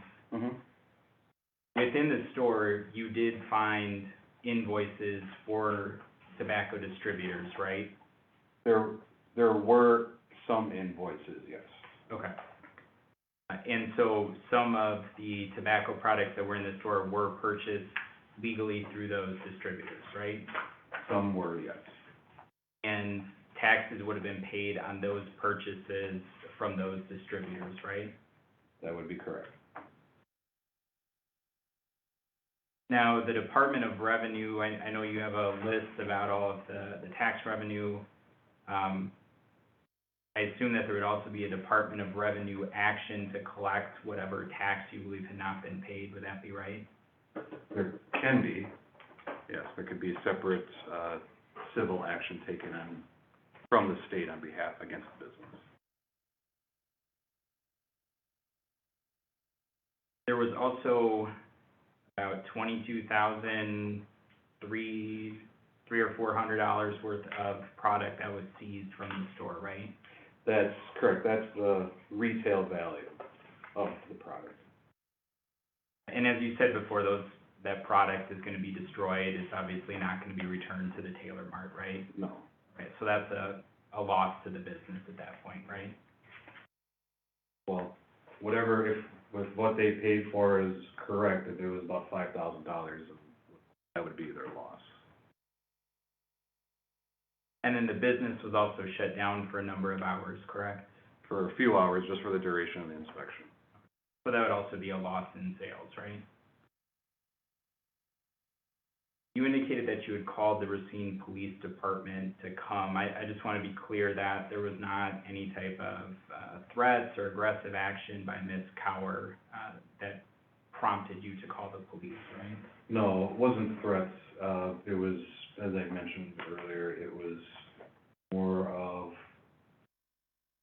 not knowing what was going on. After a couple hours of being there, why wasn't this person coming with the key? Why wasn't this person coming with additional records?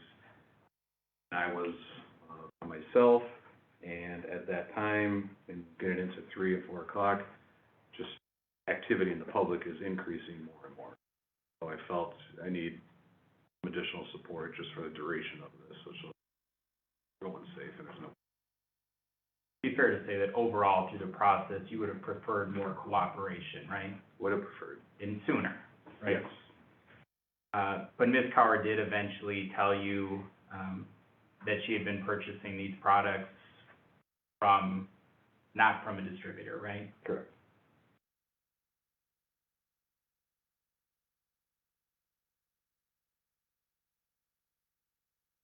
As far as you're aware, has Ms. Cower ever been prosecuted before for violations involving her license? No, not the, I can think of your question like anything from me or my department? Anything that you're aware of through your investigation of the Taylor Mart? Not criminal prosecution, there had been prior police contacts at the business, but if I'm not mistaken, I think this may have been the first criminal referral against. And are you aware of how long Taylor Mart has been in operation? Well, would 2005 sound about right? Could be. I wouldn't know.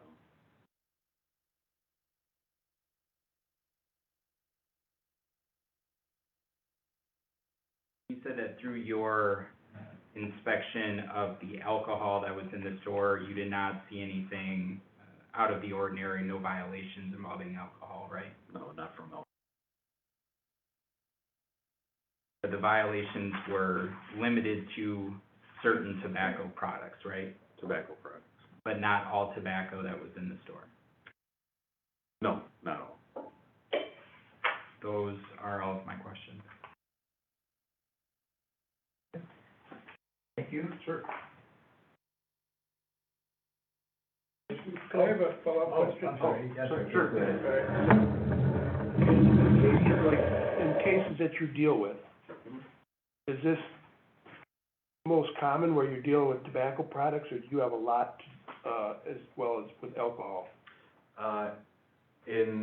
From me in, southeastern Wisconsin, to be honest, primary, my focus of call is just the legal marketing, the black market of cigarette and tobacco products. Thank you. All right, so Ms. Cower and Mr. Johnson, would you like to come up and join us for any, I would actually ask for some time. I just was handed a number of documents. I haven't even been able to show those to Ms. Cower at this point, but we received a long list. I don't know if it's a maybe an exhibit D. Ms. Cower has not even had an opportunity to document. And I'll be honest, I haven't had a chance to pull. how long do you need? At a minimum, probably about 10 to 15 minutes. Yeah, so how about if we stand informal for 15 minutes or so here then to give you an opportunity, room over here if you need it. Okay. Just on the other side of the wall here then, so thank you.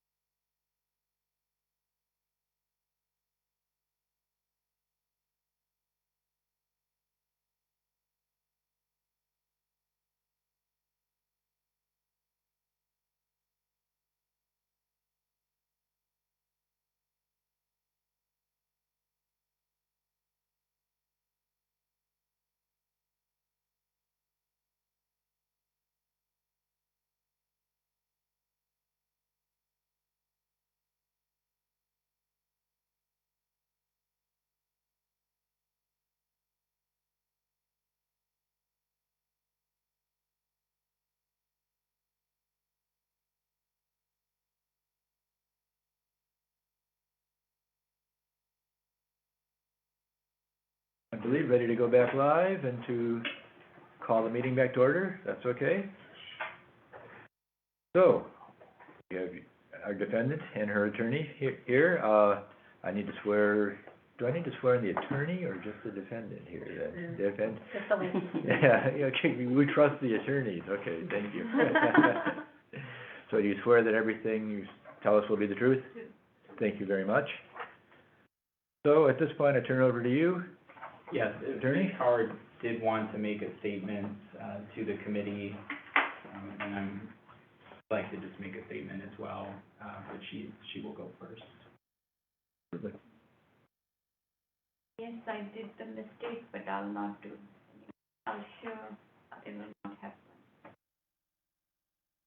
Thank you. And I will plead guilty in the court too, that I admit I did. I'm sure it will not happen. All right, thank you. Johnson? So I know you've received a lot of information here, and I know that Agent Walter talked about what the motive is, and it's very obvious here, it's not a whodunit, whether it happened, it happened. And Ms. Carr has now been found guilty of 2 misdemeanors that she pled guilty to. I will say in my 17 years as a criminal defense attorney, I think this is the first time I've seen someone charged in criminal court for these types of charges, and be found guilty. So that is certainly a significant action and punishment that has occurred in this case. There's a significant fine that was imposed of $1,284. And also, there was a number of products that were seized from the store that valued about, the retail value was about $22,000. I understand that this did deprive the state of Wisconsin of tax revenue.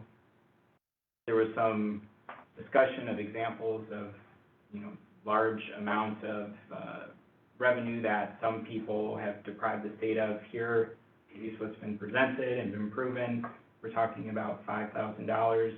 I understand the Department of Revenue has not sought to get that money back, but they certainly have a course of action here.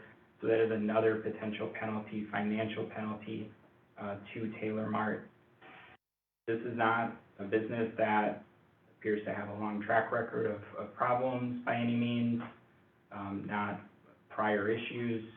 About 50% of the business is from tobacco sales. You can imagine with a convenience store of this type. And so taking away the license would be a significant blow to this business, which has had a number of other consequences and penalties as a result of this investigation and this action. So we are asking that the license certainly not be revoked, and that the license not be suspended based upon the other consequences that have occurred for this business and the lack of any type of prior issues or prior history. Thank you. Any questions for either the defendant or for the agent from anybody? Alder Caprillion. Yeah, I just want to make sure I heard Attorney Johnson correctly. Did you say 50% of their business is tobacco sales? Mm-hmm. Thank you. Question for the agent. The attorney indicated that he rarely sees a conviction on this type of charge. Is that consistent with your experience as well, or is this relatively common?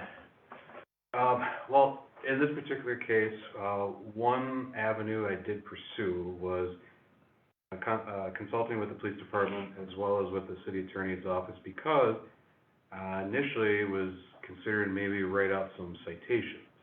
However, it was found the city of Racine has not adopted in the city ordinance all the state laws as it pertains to cigarette and tobacco products. So as a result of that, it was my decision where I felt, well, more needs to be done. So I don't have the statutory authority to write out citations. I need local law enforcement to do that. I'm only authorized to provide state charges, either through the district attorney's office or through the Wisconsin Department of Justice. So, since no citations statutorily could be issued, decided then I will refer criminal charges in this case. As far as the extent of value and how much, I've had cases just like this, same, relatively same amount, I've had some smaller, and as I mentioned, I've had some very large. So the spectrum as far as the retail value and amount of tax evaded, I mean, it's pretty wide, and criminal cases I've referred in various counties.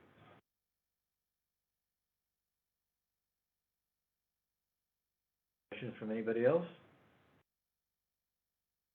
At this time, we're gonna go into closed session for deliberation, so I'm gonna read off the appropriate language for that, and we'd ask you guys to maybe hang around if you'd like, and, we'll let you know when we go back into open session, all right? Okay. You're welcome, there's, same rooms you used before, anything along those lines. So it's as intended, the Public Safety and Licensing Committee convene in closed session pursuant to Wisconsin statute, section 19.85, parent 1, parent A, for the purpose of deliberating a case which is the subject of any judicial or quasi-judicial trial or hearing before a governmental body. We need a motion to go into closed session. Second. We have a motion and a second, we'll do a roll call vote on this. You might wanna wait till after the roll call. No, it's all right. I think we're okay, aren't we? Do a roll call vote on this, City Clerk's office? Alder Caprillion? Aye. Alder Garrett? Aye. Alder Coe? Aye. Alder Peterson? Aye. Alder McCarthy? Aye. All right, so, real quickly to that